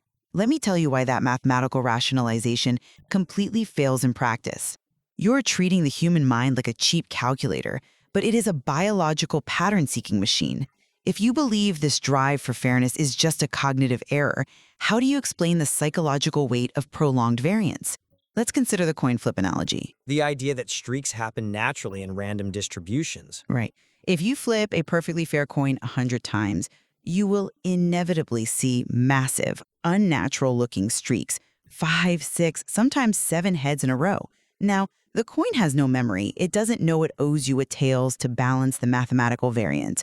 But the human brain, desperately seeking patterns to survive, looks at a streak of 6 bad outcomes and perceives a systemic threat. A perceived threat, not an actual one. To the brain, the difference is irrelevant. Because of this, a highly skilled poker player who consistently makes the right decisions, constantly getting their money in with an 80% advantage, will inevitably experience prolonged, agonizing streaks of bad luck. They might lose 10 times in a row. You cannot simply math away the psychological toll of a devastating streak like that. The intellectual knowledge that you are suffering a statistical anomaly does not stop the visceral sting of the loss. It requires immense emotional control, genuine mental muscle to endure those streaks without giving up or changing your sound strategy. The pain is not a cognitive error to be corrected. It is a psychological weight to be carried. You have to feel the burn of the fire to walk through it. I'm not convinced by that line of reasoning because it elevates emotional reactions to a place of unassailable truth. It assumes that just because we feel a pattern, we must validate the suffering it causes. Stoicism provides a much more functional mechanism for dealing with these exact scenarios, extending far beyond the poker table to how we manage all externals. How are we defining externals in this context? Externals include anything outside the direct control of our will. Our physical bodies, our financial wealth, and the incredibly frustrating bureaucratic systems we have to navigate on a daily basis. Think about the everyday examples we constantly encounter. The 50-year-old neighbor constantly complaining about age-related back pain, treating it as a personal tragedy rather than a biological certainty. Or consider the fleeting and ultimately forgotten physical beauty of a woman named Marion, a poignant example of how physical attributes degrade and vanish regardless of our desires. Or perhaps most relatable, the sheer incompetence of postal workers. Ah, the famous 45-minute hold time. Yes! Spending 45 minutes on hold with a paid Swiss Post number only to speak with a human employee who provides worse logistical information than a simple query to ChatGPT. That employee genuinely does not care if the package is delivered. They just want to clock out, go home, and watch television. Now, you could let your biological pattern-seeking brain interpret all of this as a systemic injustice. You could get angry, feel helpless, or despair over your aging body. But the Stoic response is profound administrative detachment. Administrative detachment. That sounds like treating yourself as a corporation. In a way, yes. Whether you are dealing with a failing joint, a financial downswing, or apathetic postal bureaucracy, you must manage it precisely as a peasant manages their farm animals. You act strictly as a good administrator. You fix what can be fixed. You utilize tools like AI to bypass human incompetence where possible. And crucially, you attach absolutely zero emotional weight to the decay or the friction. It is just neutral data. The back pain is a signal to stretch, not a tragedy. The lost package is a logistical error, not a personal affront. That administrative detachment sounds highly efficient, I'll grant you that. But I find it remarkably cold and ultimately disconnected from the actual human experience. Managing a failing physical body or navigating a devastating financial loss involves profound subjective suffering. You cannot simply administrate your way out of chronic physical pain or the grief of losing your life savings. But adding emotional suffering to physical pain doesn't heal the body faster. It just makes you miserable while you heal. It's not about adding suffering. It is about acknowledging reality. Furthermore, relying on cold logic misses the grace required to navigate a society of fallible humans. Yes, an AI could easily solve the Swiss Post's logistical errors by instantly correcting a misspelled name on a package without the apathy of a human worker. But human struggles require a different grace entirely. Grace doesn't deliver the mail on time, though, does it? No, but it keeps us connected. Let's go back to the poker table for a moment. After a bad beat, when someone hits that 20% chance and takes your chips, a remarkably healthy coping mechanism is to recognize that your opponent is a real human being. You can choose to find solace in the fact that another human being gets to enjoy a moment of victory. They might be having a terrible week, and this pot brings them joy. That requires empathy, not pure stoic detachment. It requires recognizing their shared humanity and their own subjective struggles. If you view everyone as just farm animals to be managed or obstacles to be bypassed by AI, you strip away the very empathy that makes enduring the harshness of life worthwhile. I see the emotional appeal of that empathy. It feels warm and validating. But recognizing fairness as a subjective construct remains the ultimate philosophical liberation. Throughout our discussion today, drawing on this synthesis of stoicism, probability, and human behavior, we see that the human ego is the ultimate source of its own misery. We demand a universe that conforms to our cultural and biological expectations, and we suffer immensely when it operates according to cold variance. We suffer because we are built to suffer when things are unbalanced. But we don't have to stay in that suffering. By treating life's variance, whether that is a statistically improbable run of terrible cards, a decaying physical body, or dealing with an apathetic, deeply flawed bureaucracy as neutral data to be managed, we escape the destructive loop. We avoid becoming Bernie the Rat, endlessly seeking the dopamine of instant gratification to numb the pain of a world that refuses to be fair. Liberation comes from dropping the demand for fairness entirely. And I maintain that true fortitude requires fully respecting our biological reality. We are the monkeys reacting to the cucumber. We cannot pretend that the sting of an unearned loss does not exist. We are wired to seek fairness and to feel deep subjective pain when we are denied it. By actively acknowledging the hardwired inherent pain of unfairness, we don't succumb to it, we validate it. That validation is what allows us to actively build the genuine mental resilience required to face life's brutal variance. Resilience isn't found in pretending the fire doesn't burn. It is found in walking through the fire anyway, feeling the heat and continuing forward. We clearly have an ongoing disagreement regarding the fundamental origins of our sense of justice and how best to manage our reactions to the world. However, I believe we find strong convergence in the conclusion that navigating the unpredictable streaks of good and bad fortune requires immense intentional effort. It is not something that happens passively. I agree completely. Whether you approach it through stoic detachment and mathematical rationalization, or through validating and building psychological endurance, facing the variance of life is an active, demanding process. There is so much more depth to explore on how humans assign meaning to the hands they are dealt, and we've really only scratched the surface here.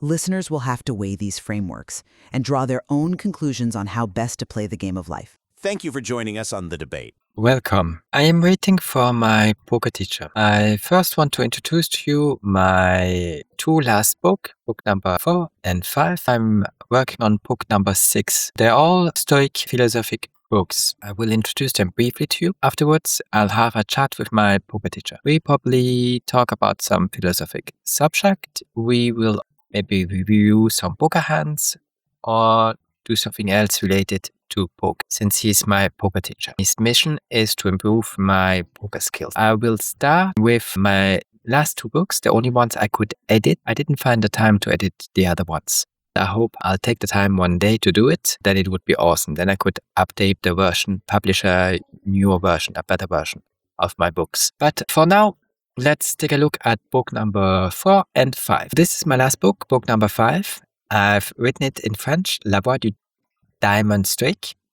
Yes, the translation in English, The Way of the Stoic Diamond. I also translated this one into German. Der Weg des stoischen Diamond. Now we jump to my 4th book, in French, Un Samouraï Stoique. Here's the English translation, Stoic Samurai. For now, I didn't publish the German version of my 4th book. I'll jump in the call. We'll have a chat with my poker teacher. Hello, Norman. How are you? I'm fine. Good, thank you. Have you thought about what we are doing today? I'm just in the process of that. First thing, I'll see where we finished off last time. We seem to have talked a bit about luck. We did the flipping the coin thing. Some talk about unfairness, and we reviewed some hands. Could you give me the website with the coin flip? Because I met somebody who was interested in it, wanted to take a look at it. Yes, there's 2 things I have on mind that we could talk or work on today. One is, remember, we worked on finding full houses. We finished off on this thing where on combinations, whether they're needed or useful. I said there's some scenarios where it's not always how strong the hand is in terms of combinations can help to have a better perspective of if there's many hands you win against or many hands you lose against. Do you remember that?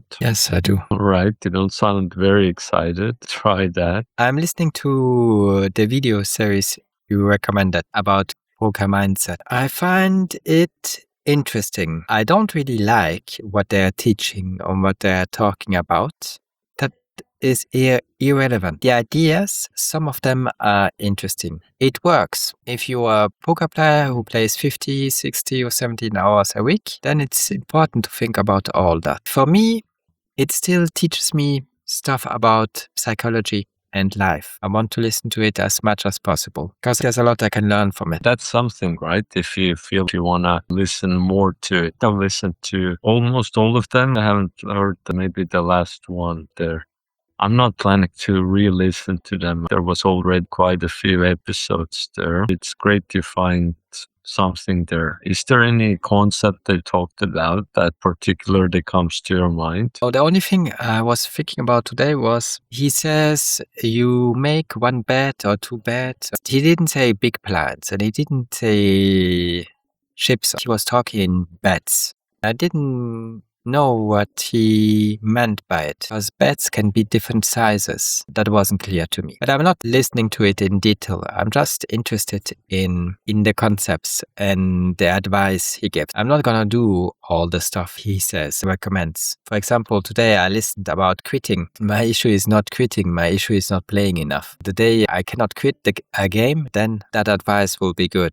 But for now, my issue is not quitting. My issue is keeping playing. For him, it was really hard to manage tilt if he lost 3 buy-ins. Oh, that's not much, losing 3 buy-ins. If that's hard for you, will have a hard time playing poker. It's interesting. Yeah. For me, it's hard to keep playing for some psychological reason or another one. If I would be in the bubble all the time and make always money, then it would be easier. I understand what he meant.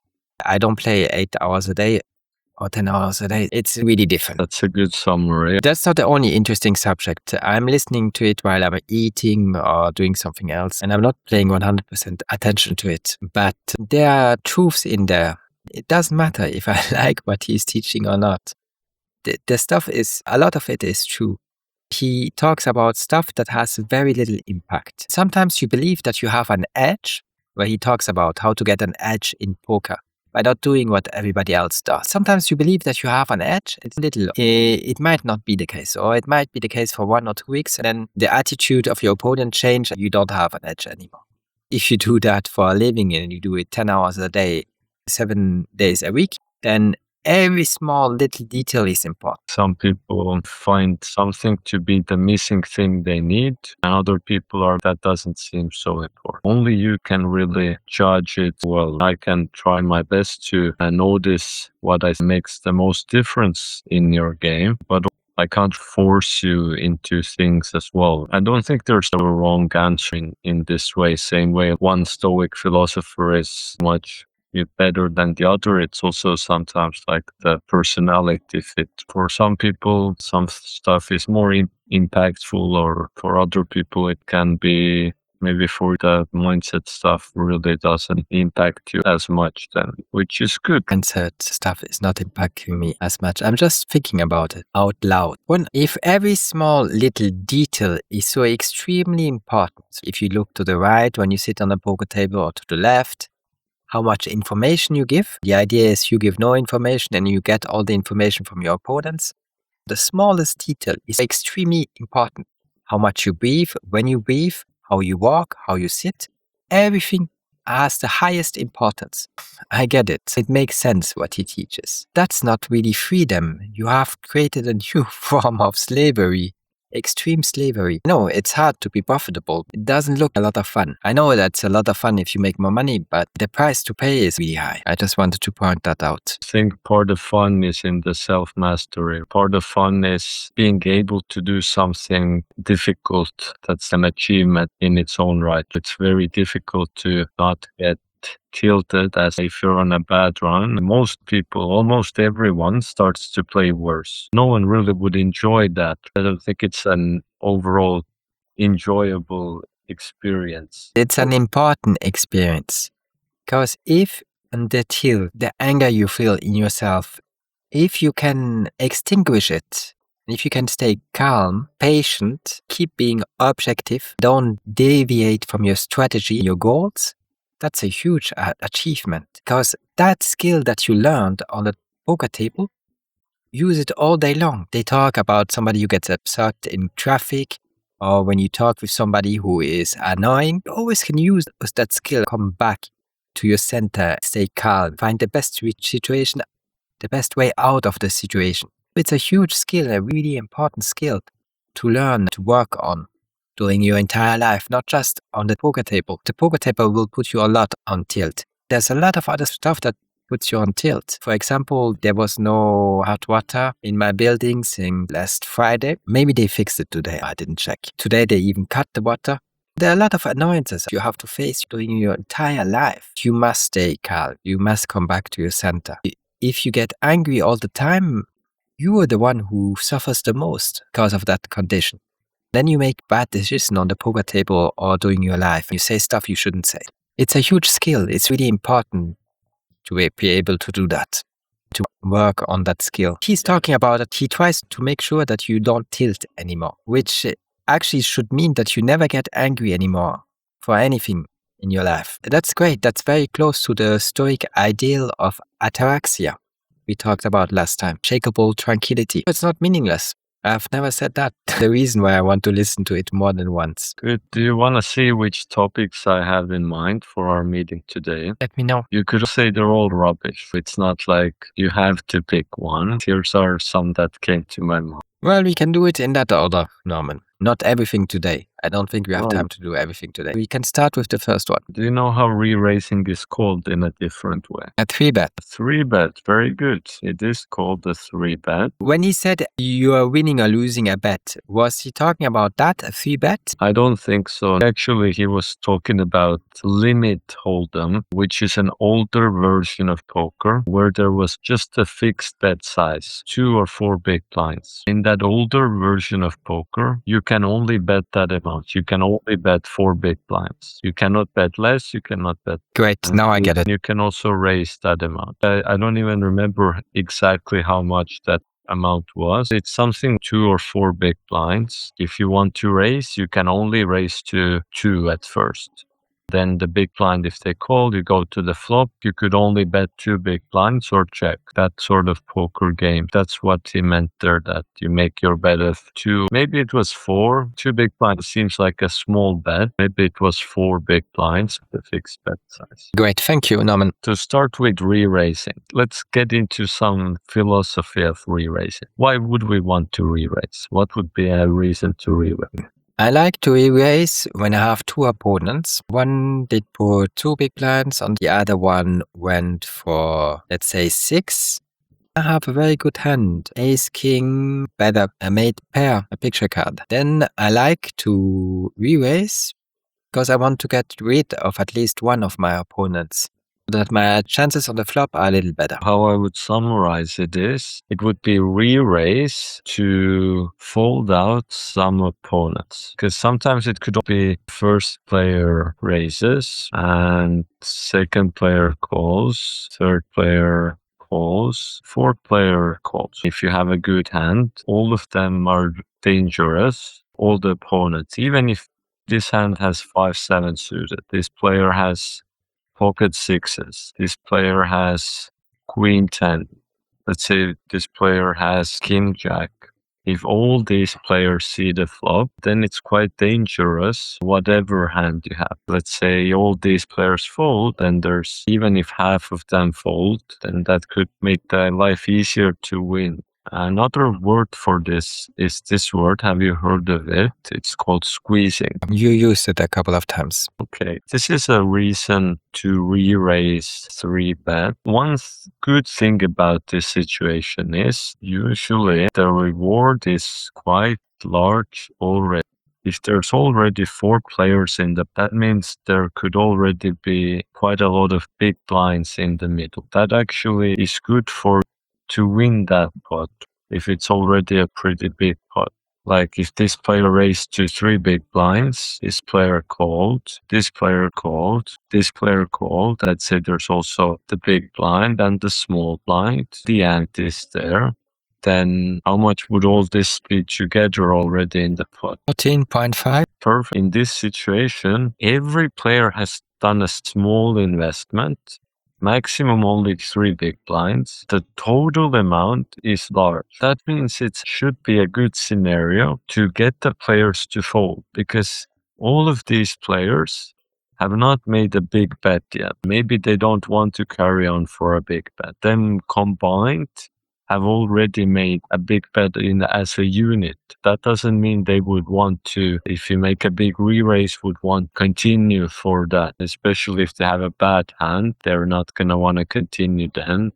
For different reasons, big raise can make them fold. Yes, Norman. There is a fundamental difference between trading and poker. In trading, you have to manage the pressure that you have to live through during your trades. because some will be profitable and others won't. You have to manage the pressure of trading. You can only feel pressure on yourself.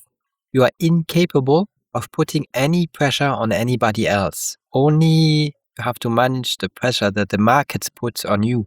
You cannot put any pressure on him. You cannot make them fold or change their behavior or do something else. They always will do what they do. You have impact on that in trading. In poker, it's not as absolute because people can choose not to feel pressure. If someone really wants to gamble, then you can't put pressure on someone like that. Here, if you 3-bet, suddenly the guy goes all in. He puts pressure on you. You have to fold. Unless you have a really excellent hand, you want to gamble for your entire stack. That's not something the market can do with you. You are your only enemy, the only villain you will face during your trading journey is yourself, actually. We often talk about the similarities. There are a lot. Today, he even talked about having a stop loss. Once you lost maybe 3 big blinds, if you feel too bad about that, then just quit, stop playing. Talked about a stop loss. We also use stop loss in trading. There are an immense amount of similarities, but some aspects are totally different. I just wanted to point it out. We can move on, Norman. Good. I would say the only way I see that similar is that in trading, the market can move in direction that you dislike. In poker, the opponent can make a bet that you dislike. That's really good. Tommy Angelo points out that for him, when he plays, he already has made up his mind of what will happen if people behave that way. If people do something he didn't think about, he already knows what to do. He can take a really fast decision because he thought about it before it already happened. It's exactly the same in trading. You have to know what you will do if your plan doesn't work out. Before anything happens, you already have to look at all the scenarios that could happen when you exit, when you fold. In trading, where you have your stop moment when you buy, moment when you sell, the same you can have in poker. A moment threshold. This bet I call, this bet I fold to. If my opponent re-raises, already deciding if you'd like that or not. That's good. All right, let's carry on with where we were with re-raising. Are there other reasons to re-raise that comes to mind? This one. If you have a loose player and you have a very good hand, you want the bot to grow as fast as possible. You know that he's really loose and that he has a tight range, that he doesn't folding any good hand. Then you recommend 3x, 3 times more to make the pot grow bigger. Making the pot bigger, which we'd want to do it if we're quite confidently a favorite with our hand. Then would it make sense? Because if we think the other player has a better hand, then it's quite risky to do that. Let's say you have King 10, you think your opponent has pocket queens.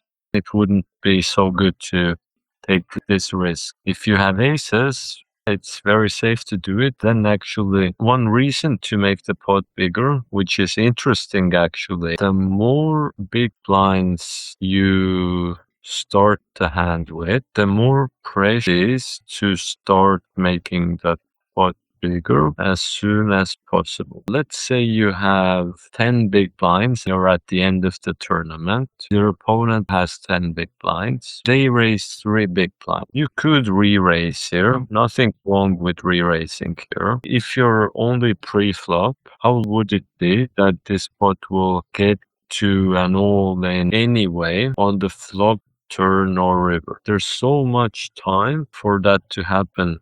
The pot can only get as big as the stacks. It's not so much bigger you can make the pot in this moment. There's actually less urgency to make the pot super big immediately. However, if we take the scenario where you have 100 big blinds, the opponent has 100 big blinds, they raise 3 big blinds. If it goes 2 ways, let's say you don't re-raise, then you get to the flop.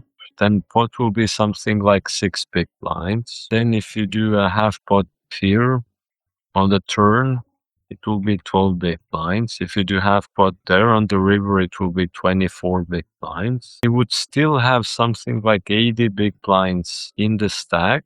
Pot would be quite small on the river compared to all the chips. It's better explained if I take the opposite here. If you now re-raise 3 times, these 3 big blinds would be 3x pre-flop if the opponent continues for it. It would already be 18 big blinds on the flop. Going to the turn, if there's half pot bet, half pot's 9 big blinds. If they call, that would be added to the pot.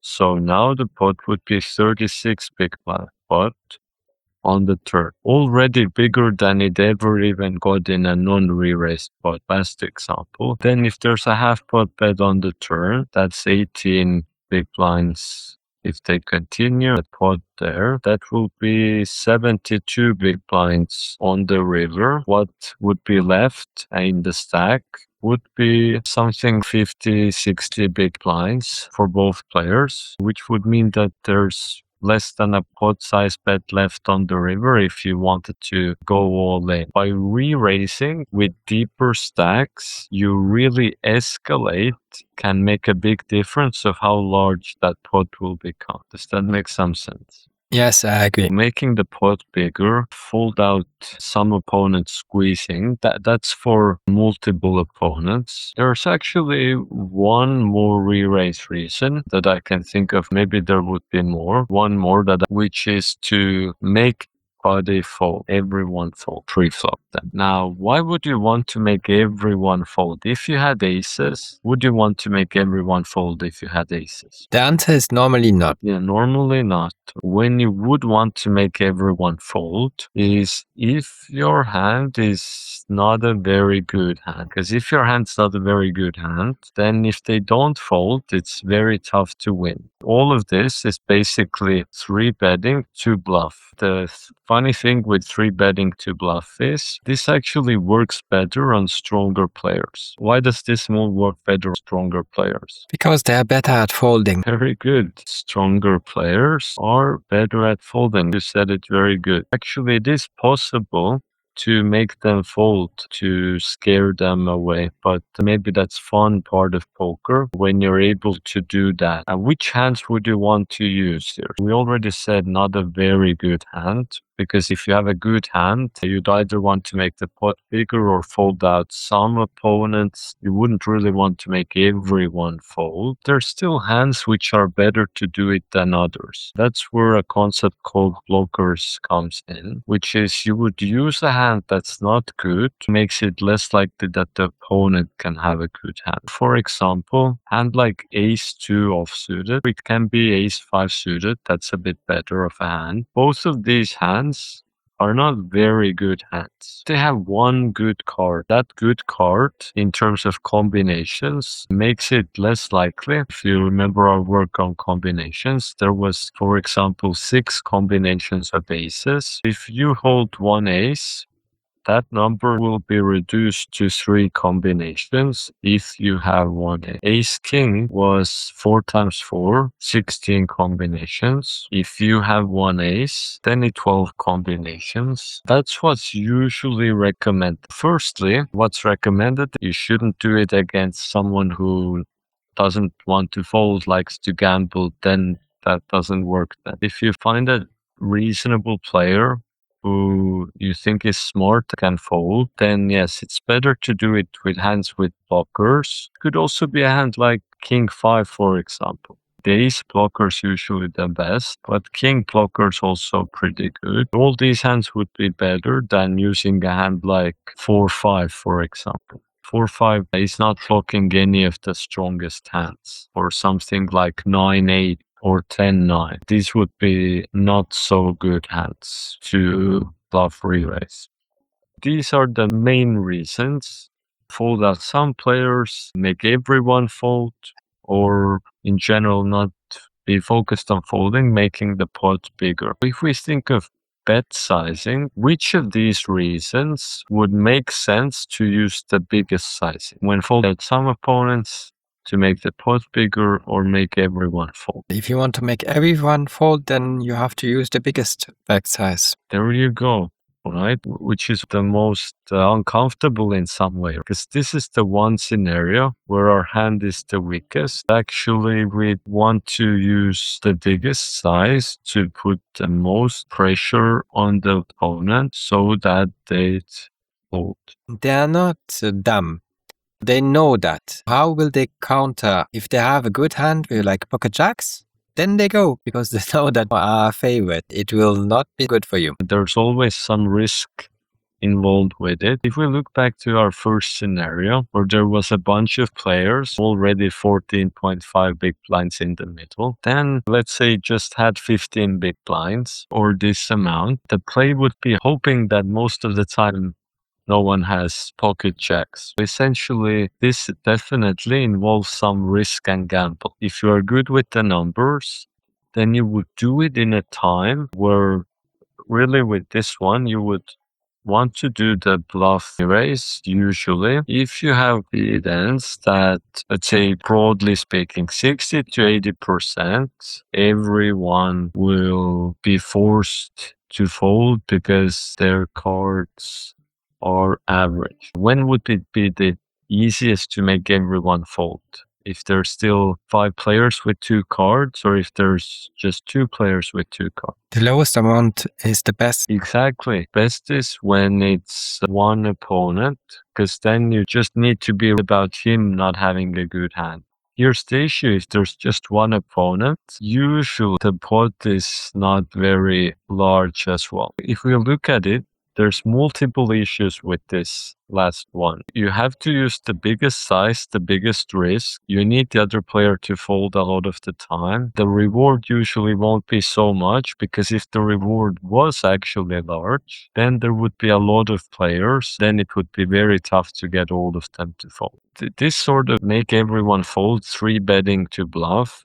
I don't know how much you are in the poker, let's say, cultural space. A lot of people really get excited about the idea that you have just something ace-5 suited, then you make a re-raise and everyone folds, and then you bluffed everyone and won the pot. It's very dangerous.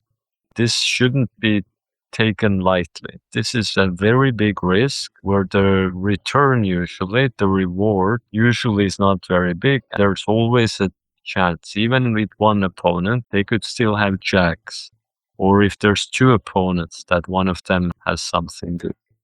Yes, at the level where I play, it's not smart because they're not the best players. They have more tendency of calling, wanting to gamble. Agree.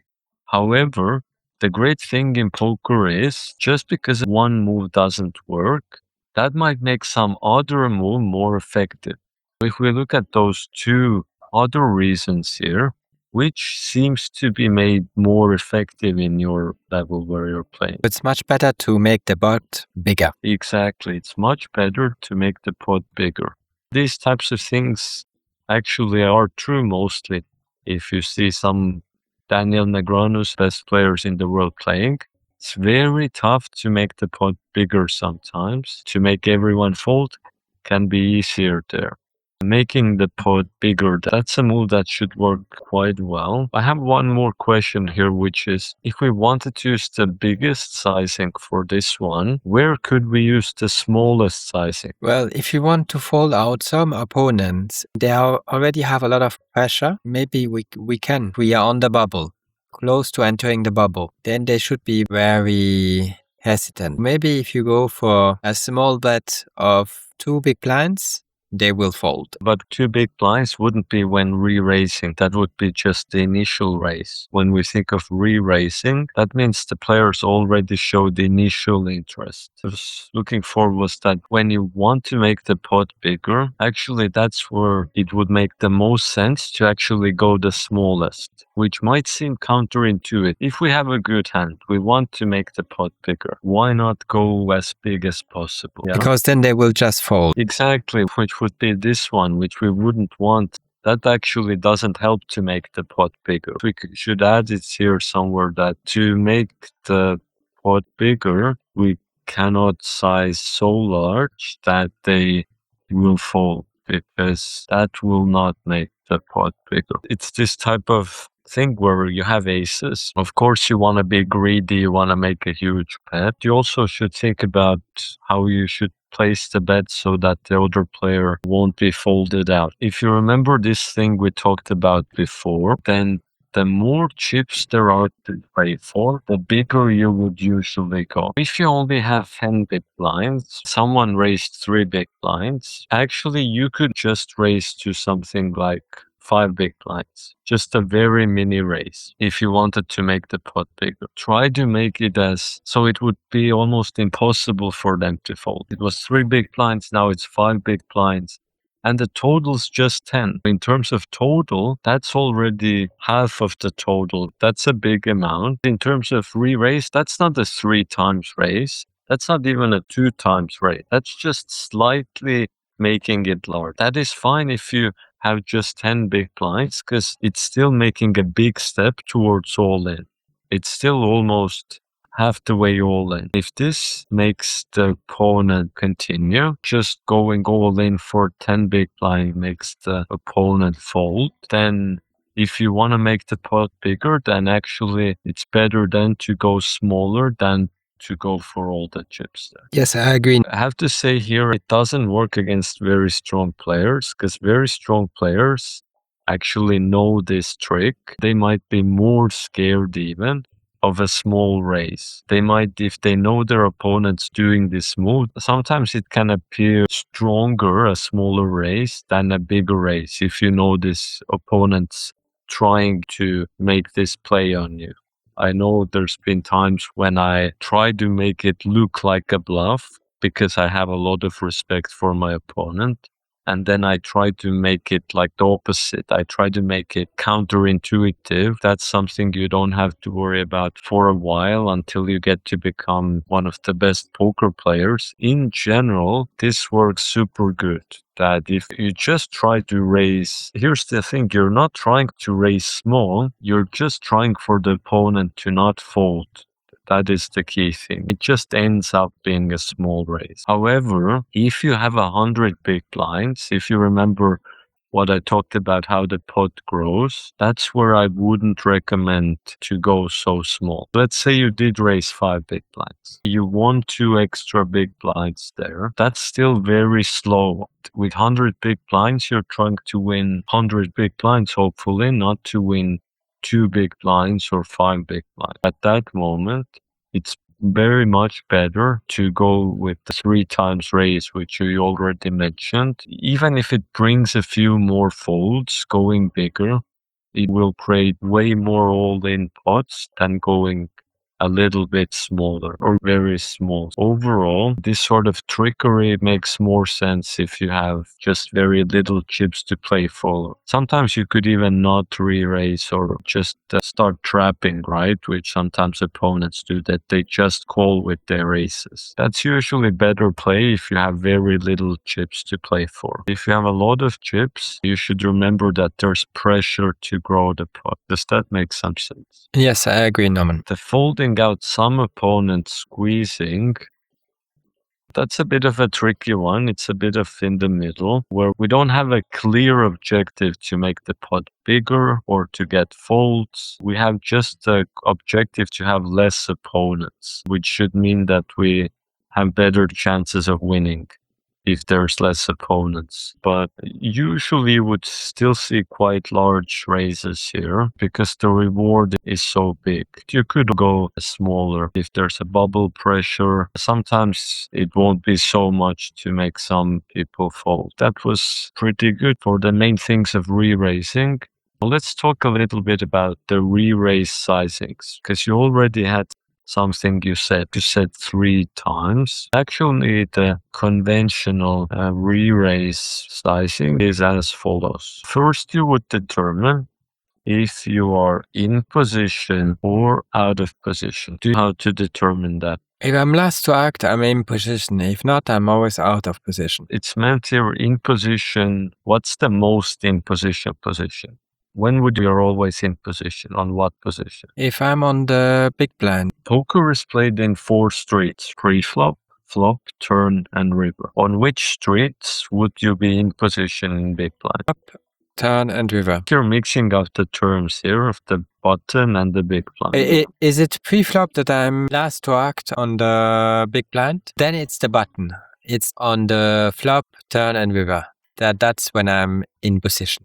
I'm just messing up pre-flop and later street. The dealer button, how you could remember is it has this specific dealer button in front of it. Yes, then I'm last to act. The flop, turn, river. It's not something you have to think about because you see if everybody did fold or if there's still people who didn't fold. Well, you have to think about when re-raising. For example, let's say button makes a raise here of 3 big blinds. Now you have small blind. Which player will be in position for most of the hand? Button makes 3 big blinds. Is that what you're saying? No, pre-flop. Wait, first stage. First stage. If the button on the table, these players will fold, and now button raises makes the first play of the hand, essentially. No cards on the board yet. The big blind is in position. We're small blind here. We're talking about us versus button here. Then I'm not in position. The big blind is in position. You say the big blind. Why not say the dealer button? Because you said we are talking about pre-flop. We are in big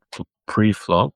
We have to determine the position for the whole hand, how it will go. I cannot think about how it will go on the flop, turn, and river. That's later. I'm out of position. Pre-flop. Afterwards, I'm first to act on the flop, turn, and river. Exactly. That is what is important to recognize, because it could not be this way. Let's reset the scenario. Let's say this player here, cutoff, makes a 3 big blind raise. You are here on the dealer button, and now you re-raise. If it will be you versus cutoff, who will have to act first on flop, turn, and river? Cutoff will always have to act first. He's out of position. Exactly. That's what I meant here. That actually has an effect on the re-raise sizing. Why? Because in general in poker, it's more pleasant to play pots if we're in position. That will actually mean that we have less or more urgency to make the opponent fold. What would you think? Less urgency to make the opponent fold because we are strong. Exactly, because we have the positional advantage. I like to imagine it as either fighting uphill or downhill, right? If someone's on top of the mountain in a castle, it's very much tougher to attack from a lower ground upwards. Yes. Right? Tommy Angelo says that position is the most important factor. It is more important than having a dominating hand. He rather is in position with Jack 10 suited than have Queen King offsuit, which is a dominating hand. Queen King, because he can win with both cards, Queen and King.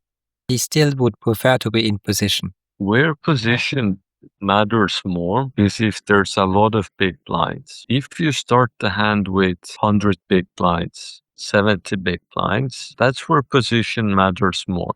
Now, why does position matter less if you have just 10 big blinds? With 10 big blinds, I'll do an all-in anyways, so it doesn't matter so much. On the flop, on the turn, on the river, no one goes, it's already all in anyway. Or even if it wasn't, it will get all in much quicker.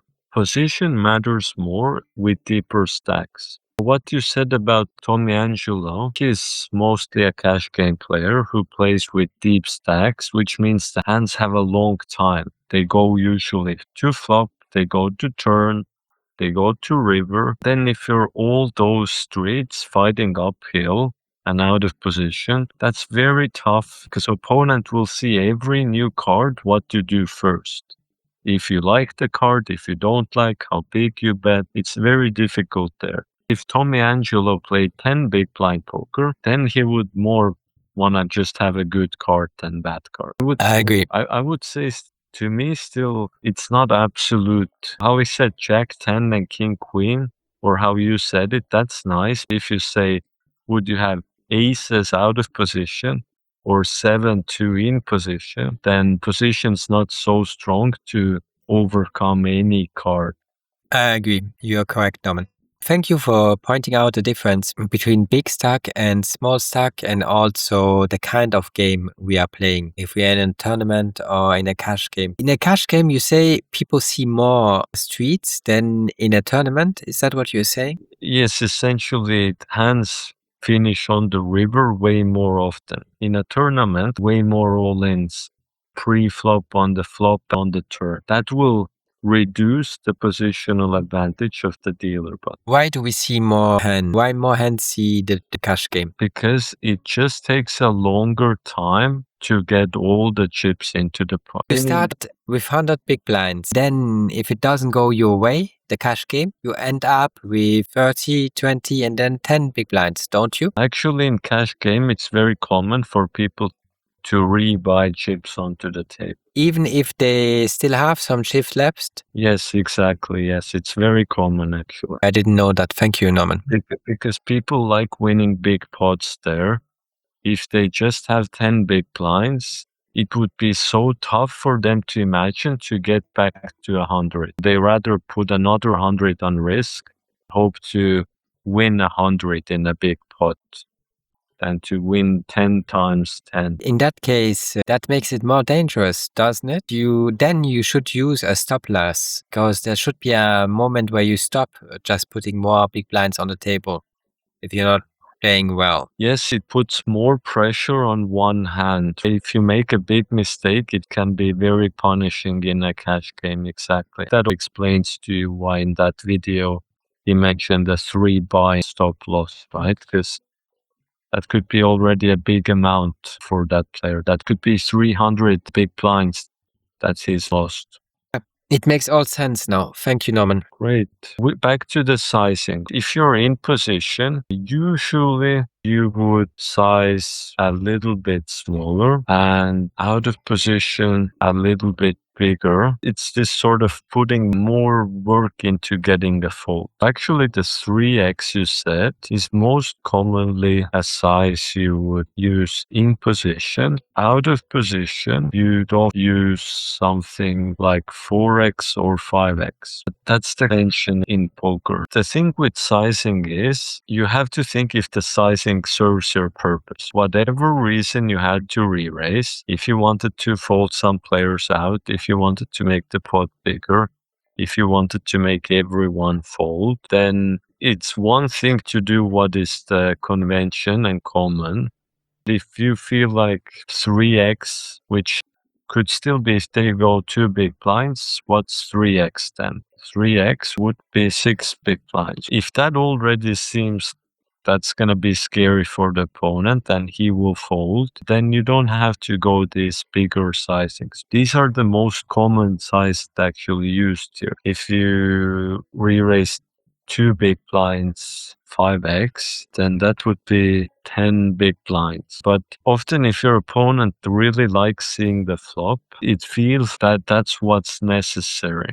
The common thing you can take away here is, out of position, you usually would raise 1 multiplier or even 2 multipliers larger than in position. The other thing there is, for every opponent in the pot, usually you would add 1 multiplier. That can get a little bit excessive. Just as an example, if one player raised 2 big blinds, one player called 2 big blinds, then you would raise in position 1 multiplier more than usual. What would be the size? In position, I should go 3 big blinds. Here, since I have one more opponent, I would go for 4 big blinds. You messed up a little up there. Their initial raise was 2 big blinds. You wouldn't be going 3 big blinds, because that's Yeah. one. I mean 3x. And then 5. If it's 2 big blinds, I would go 4x, which would make 8 big blinds. Exactly. For the one extra player, 8 big blinds. If you think about it, then it's risking 2 big blinds more. The reward is also 2 big blinds more, because there's one extra player there. You need to put more pressure if there's more opponents, because it's tougher to get folds then. Every time it gets harder, I have to bet more. That's good. Let's do a few more. Let's say you're out of position here.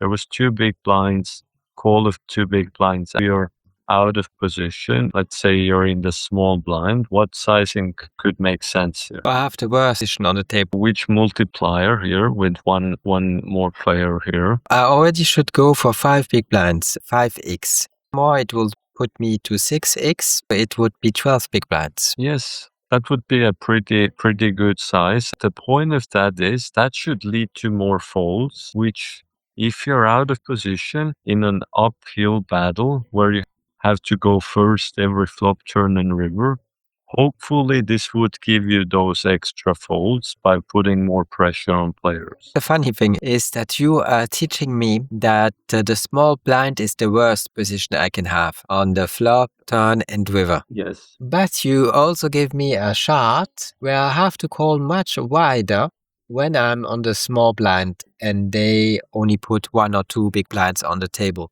And I should raise up to 60% of my hands because there's already 0.5 big blinds on the table. I have to play a lot the worst position if people only put 2 big blinds on the table, don't go for higher bets. If they go for 3, 4, 5, then I can fold. But if not, I will have to call a lot of hands and play the worst.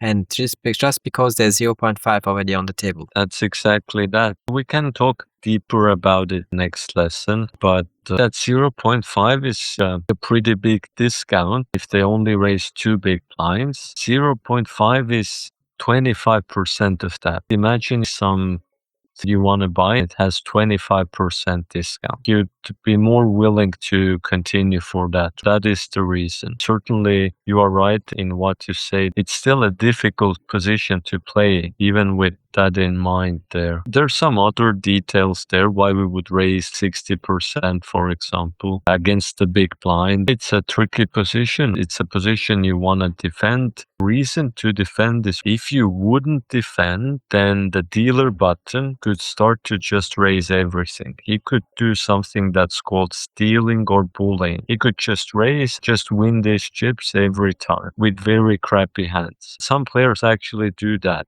On the dealer button, they have 5-3 offsuit. They just raise, thinking that these guys will be scared to be out of position and I'll bully them. Part of the defending also is hopefully these players will want to raise less often. If you're defending, hopefully that will discourage them a little bit with very crappy hands to make some fold. Agree, Norman. I wanted to do one more sizing example, which was if there's 2 big blinds, there's call 2 big blinds. Let's leave it at that. There's 1 raise and 3 calls. And you're now, well, let's even make in position. Doesn't matter. What would be the multiplier here now? It would be 5x, so I would have to put 10 big blinds on the table. If there was no these players, how much was the re-raise then? How much was the original re-raise in position? It was 3, and there are 3 more. I missed 1 player. It would be 6, so 12 big blinds. 12 big blinds. Now would be using as large of a sizing as out of position. On the table, this would look very intimidating. These players just made 2 big blinds, so you do 12. Why I say that is every rule has its exceptions.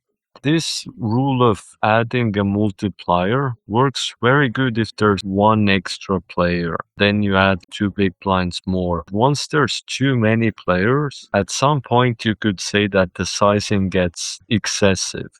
You could do it. It could be like, why raise so much 6x? Or if you're out of position, this could even be 7x, 8x. At some point, you could think that that's not necessary, that these players would be folded with even less pressure. That's something I would keep in mind, that it's a good rule to follow. Then before you make your bet, just look at it on the table. If it seems just too unnecessary, then I would change my mind. Yes. Normally, I'm out of position, since I'm only in position when I'm on the big blind. Which dealer button. The dealer button, exactly. I need to correct something immediately. If this player here, MP2 raise, and let's say you're this player here, you're re-raising, you're mostly re-raising him. You would look at it as, are you in position against MP2 or not? I still have to face 4 opponents. That's true. You would be out of position against two of them, cutoff button and in position against small blind, big blind. These players will very often now fold because they see a raise and a re. Maybe if they're very gambly, they won't. They should often fold. So the rule I taught you actually is based on comparing your position to the opponent. This would be considered in position if you're re-raising MP2. The question is, are you in position relative to your opponent? There's also absolute in position or absolute out of position. Small blind is absolute out of position because against everyone, small blind would go first. And the button is absolute in position. Against everyone has to go second. All the other positions would depend who you're playing. Cutoff, for example, is in position against almost everyone unless they're playing against the button. Then they're out of position. Big blind, out of position against everyone. If it's big blind versus small blind, which sometimes happens, then big blind suddenly is in position. That's a bit of a tricky thing, something you can practice. Ask yourself if you're relative to your opponent in or out of position. I get it, Norman.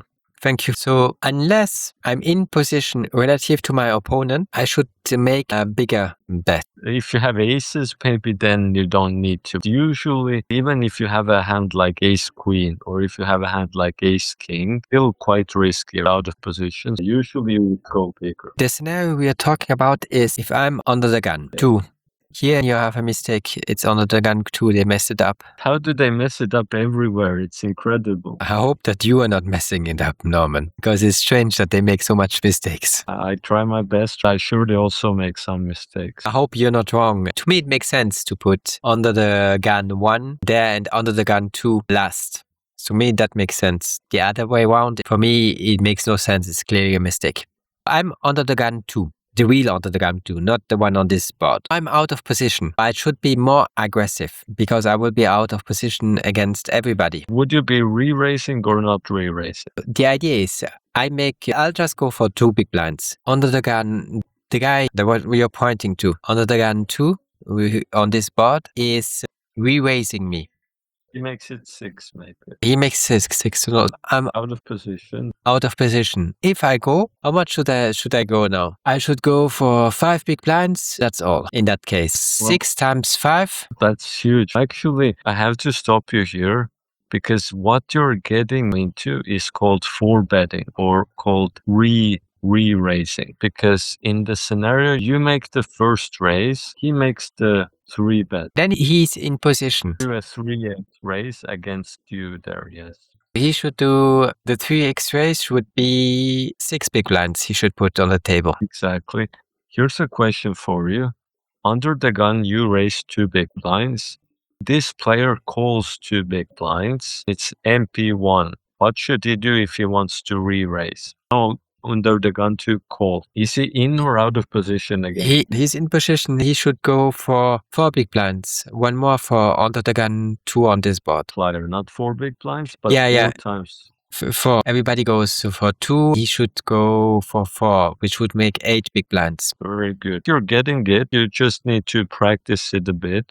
I will try to send you some summary of this so you could practice it. Maybe tomorrow or sometime I'll send it. If you want to refresh this sometime. But overall, we did quite a lot for today. What do you think? I think it was great. Really interesting talking that through with you. Thank you for giving me all those information. Great. Bit of a different lesson, right? It's been a long time when we had a lesson focused on theory that we've done a lot of scenario-based practice where we review scenarios you're in and analyze them. But now we did something very theoretical, just overall talked about why you would want to re-raise, what would you think about in sizing or hand strength. Hopefully that will make you feel a little more comfortable in those scenarios, although I would say re-raising tends to often still feel a little bit uncomfortable because it's still very explosive and has this element to it. Even if you have a good hand,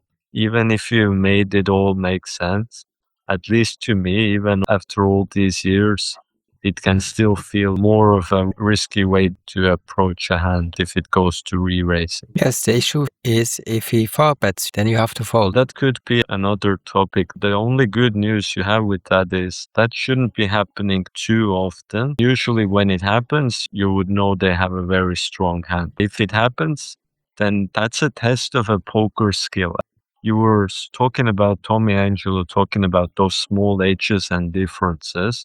That's actually a big difference.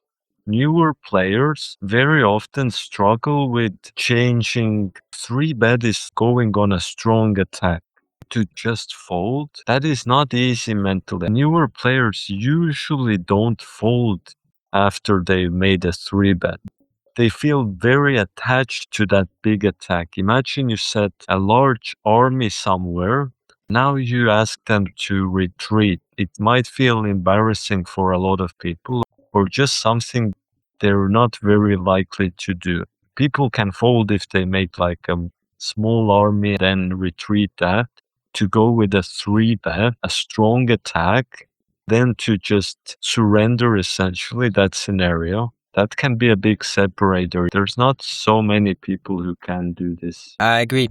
I like the metaphor you used with the army because it would look a little shameful. You deployed all your troops, then when the battle shows up, you disappear in the last moment. There's one more thing. It is to change your mind, as you said, which is always really hard. The other thing is you have momentum. To stop you once you're in movement is also hard because you already go. That's a great summary. Yes, exactly. Anything else you want to add, or is there another subject you want to talk about before we close our lesson today? That's at least exhaustive for me. Somehow you seem quite energetic today. That's good. That you feel you could take on more new stuff. It didn't have to be with poker. You could talk about what you want. I understand that the lesson was long and that we did a lot already. Just asking. I have something on my mind, actually. Thanks for asking. One thing, you often bring these topics about how neighbors are, society, or friends. There's one thing I've been thinking about, which really annoys me, how loud our modern world is. Just how people often talk to each other way louder than necessary. Then it's the traffic noises. Then there's all these signals. One thing that's really annoyed me recently is these bigger cars, vans. They all have this thing that when they're going backwards, there's this strong beeping noise as well. I get that it's a safety feature. It just seems so excessive. I feel so rare that an accident happens there. Maybe it could do one beep, just some excessive beeping like that, or people just listening to music loudly without their headphones. You could buy headphones everywhere nowadays. Still, people are just very loud. No one really seems bothered by it. Everyone seems so used to the fact that the world just seems to be getting louder. I just wish for these moments where I could be in silence or at least with less noises going on.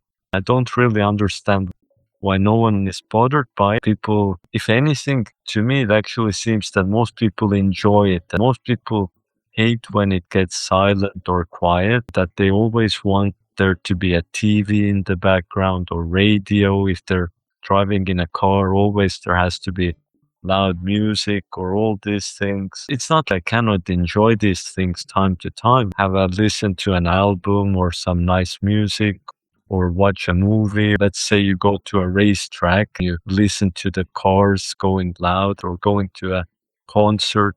I can appreciate all of these things. I just don't see why it has to be everywhere all the time, seemingly endlessly nowadays. Maybe I'm making a big deal out of a small thing, but do I make any sense, or am I just whining? It makes a lot of sense what you just said. A human is normally a really social creature, but we still desire so much solitude in our life, calmness and peace. That's very contradictive. If you look at the picture behind me, everybody would enjoy much more living on a farm like this, having few people around them, just seeing some peaceful cows somewhere who don't make any noise. They would enjoy that much more and it would make them much happier than our noisy and crowded cities. The more you get older, the more you want peace, silence around you. The more it will bother you, all those noises, all those TVs that never stop turning around you, all those advertisements. The visual piece, sometimes I get that always looking at many flashing lights. That's something similar also, yes. For autistic people, it's even worse than for us. Why don't you use some noise-canceling headphones? I guess I should try it. I also like to hear. It's not like I want to be in silence. As you said, in that farm, it would be so much quieter. Even if there is a bird singing, it would probably sound beautiful. It's just loud, all the noises. A bird singing in some nature, that's so much quieter than a car engine or how loud people listen to their radios, all that stuff, or even how loud people talk nowadays. I should try it. I've used something more simple. I don't know if I've showed you. I've sometimes used just these earplugs, which are very simplistic.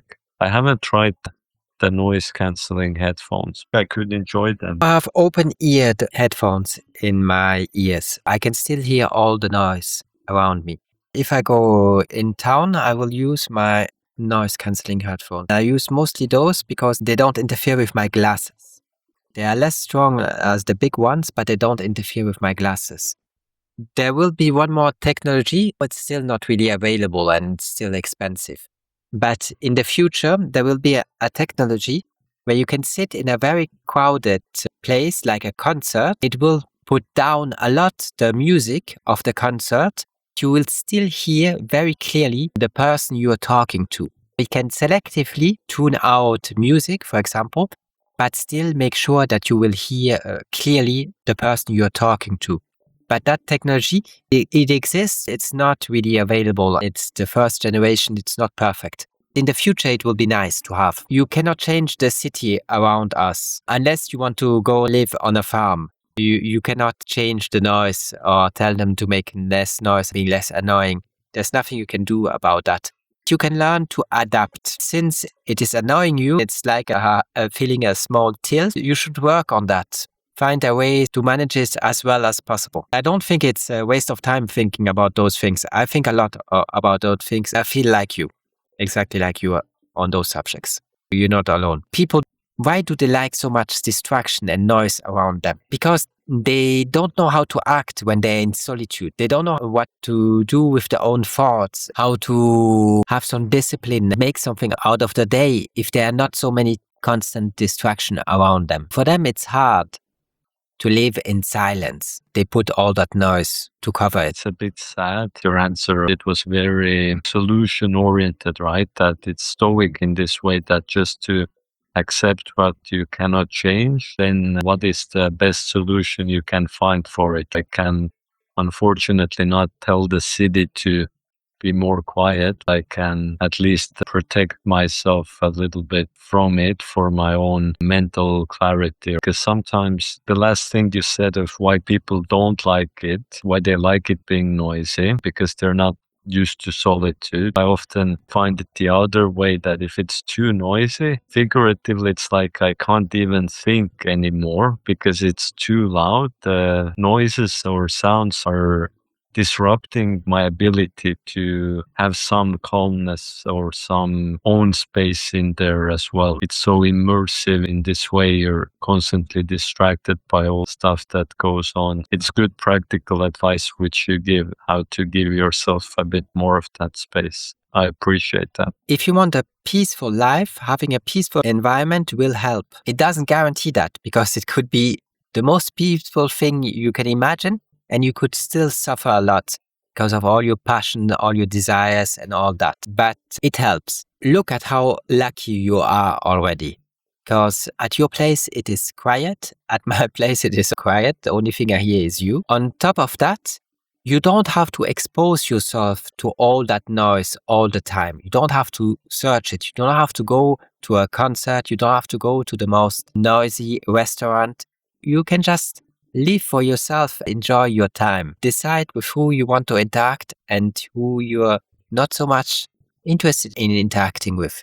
You don't have to work in construction. If you would be barista somewhere, or you would be bringing the dishes, if you would be a waiter or a waitress, well, in that case, you have no choice. You cannot change your condition.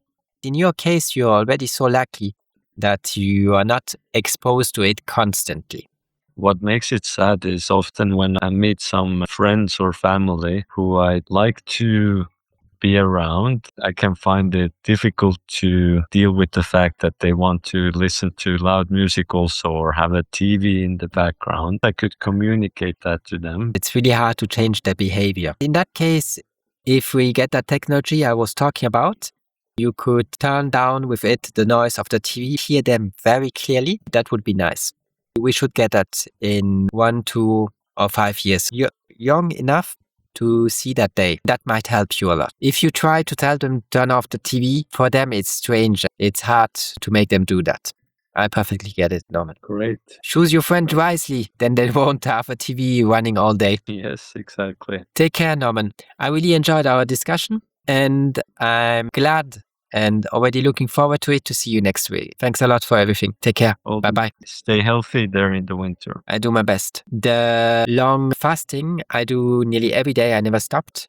Yesterday it was 20 hours that I fasted. Wow. Helps a lot. I'm really happy with that. Great. Bye-bye. Bye. See you.